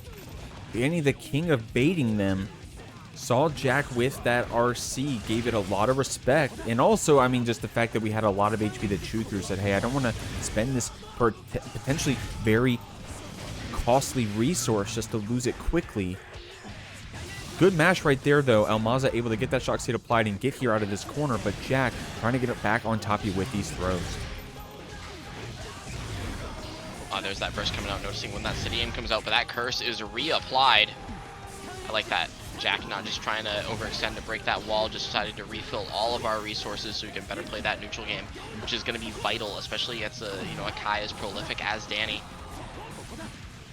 Just as we see in how we kind of play this around here. There's that counter hit.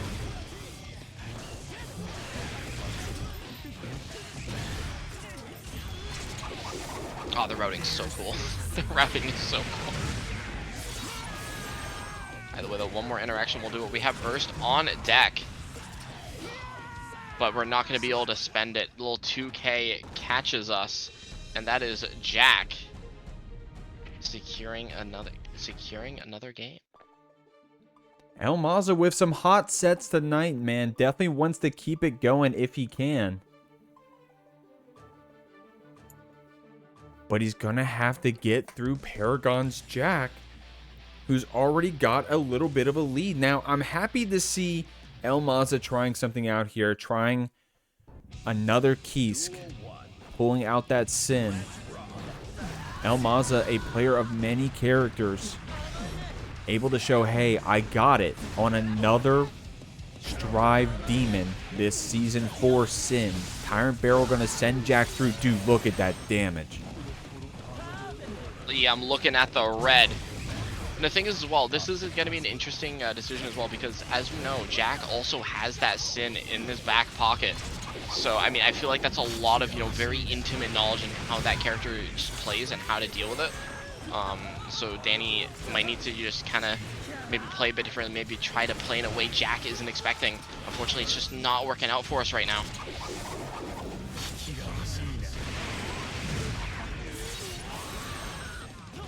Hard knockdown. Good backdash right there from Maza. Catching you with that far slash into the stamina spend. Jack with a well-timed burst there, right? We had the 50 tension to get our focus back. We're going to get 50 tension back again, potentially. Maza does have this stamina. Good delay right there on spending it. Tried to catch Jack pressing, and the stagger pays off. We get Jack in a later hit. Now, Dany in a really good spot here, Medikit, with that full burst and the round advantage. Yeah, this is going to be very important here because, I mean, even if we get caught out and ends up losing the round here, we have time to get that burst back. So we are just we are able to sit kind of pretty here. We'll be getting a nice wall break. And look at how much burst just got put back. That is the wall stick difference. That's why you see maybe a lot of players kind of go for that, those corner pressure resets as opposed to those wall sticks. A lot of damage coming out here for Jack. Hard knockdown, sending Dany through. Dany doing a good job with this Sin backdash. We're getting picked up though. Jack going to be able to loop this positive bonus. Trying to get back here on set point if Jack can help it. Dany does have quite a lead here. Has 100 tension, full stamina, full burst. Do we have a chance to spend these resources? We get to start with that YRC, but Jack with a well-timed throw on that stamina cancel gets on tournament point. Holy. Dany, though, not going out without a fight, but what another throw on that elk hunt. Just ready for it. Bursting us back in the corner. Hawkbaker coming out here for Maza, trying to catch with that far slash, getting another chance to. Jack, these defensive habits getting called out with that backdash. YRC to get out of the corner and immediately rolling through, stealing the corner back. Doesn't have the hard knockdown here, but has full ammo to play with on the other side. Oh, just goes for that run out of that corner. There's that counter hit. We have the Tyrant Barrel. Dany staying alive, putting a game on the board. Man, hot stuff. Dany, an awesome player to watch, not just on that Kai, of course, but on any character he pilots. I'm low-key a personal fan of that Dany Bridget, man. We used to see it a little bit back in the Jeekly as an answer to Goldlewis in that Season 3 White Wild Assault meta. Now Dany playing on the Sin. Dany playing a lot of characters. I played Dany in Tower once. He was on Potemkin. So he's no stranger to picking up a character here in stride. Good stuff here against Jack. We still have that game lead. We'll have to see how that manifests. To see indeed here. Oh, tries to go for maybe a bit of a roll. Maybe tries to slide under that far slash. Either way, though, Dany finds the mark. There's that Tyrant Barrel. That's going to be a fair amount of damage on that clean hit.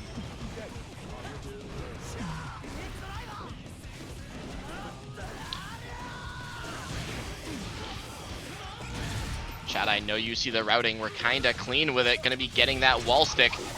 There's that wall break as well. I mean, we've seen Jack kind of take it back from these really low HP situations where he's constantly just resetting pressure. YRC finds its mark. We block the overhead, however. And Jeek, this is looking kind of scrambly. Scrambly indeed, man. Jack didn't even get a chance to burst right there, even if we decided, I don't think we were going to want to, but Dany doesn't even give you a chance, spending that Wild Assault to keep it away from you instead. So great stuff here for Maza, man. Jack does have that burst, though, to play with. Gonna punish this Hawkbaker attempt, however. Dany gonna take a lot of damage for attempting the DP out of the corner. I mean, and that's what happens, if you get a bit antsy and you try to go for that DP, then you're gonna eat that amount of damage, and especially, it's really rough here because we refill all that ammo. We have that positive bonus, we have that 50 tension still up. Just kind of a rough situation. Feels like kind of a checkmate. Tournament point again here for Jack. Dany's swap to Sin has been quite fruitful. Able to get that first game here. Maybe too late of a swap. We'll have to see. The match isn't over yet, but Jack is looking good, has that positive bonus built up. Red RC to attempt to bait that burst. Dany very patient with it, saves it, but still gets that curse applied, is still going to get sent through that wall, and Jack is going to have a lot of focus and burst on that other side. Yeah, and luckily for Dany, we have that deflect shield up, but I mean, against like Happy Chaos with that gun, it might be a bit rough. With nice backdash out, Dany able to enforce his offense. Just gonna watch out for the burst, goes for the bait, does not find it. Jack is holding stalwart. There's that danger time. What a backdash! And But just unfortunately like for that, Dany, this is a little bit of a whiff shot right there on that 2S medikit. Jack taking the Jeekly 55 in their first ever facing in a Jeekly, Jack and Dany. But it's gonna go to our Happy Chaos this time. We'll have to see another week how it plays out. But as for me, you know, you can catch me every Sunday, 5 p.m. EST over at Mr. Bad Guy's Wild Ride. It's a good old, you know, if you haven't heard of it before, you're a newcomer to the Wild Ride. It's a theme park themed Guilty Gear Strive weekly with a $25 minimum prize pool. You know, it's a great time. It's, you know, Guys, shout outs to the Jeek League. We're going to announce the teams for that next week. We also have the Jeekly 56 on Friday, the Academy 16, your last chance to get into the Clash reunion, and maybe also something else if you keep your eyes open, but I can't say more than that. Other than that, guys, have a great weekend. We'll see you next time. Peace out.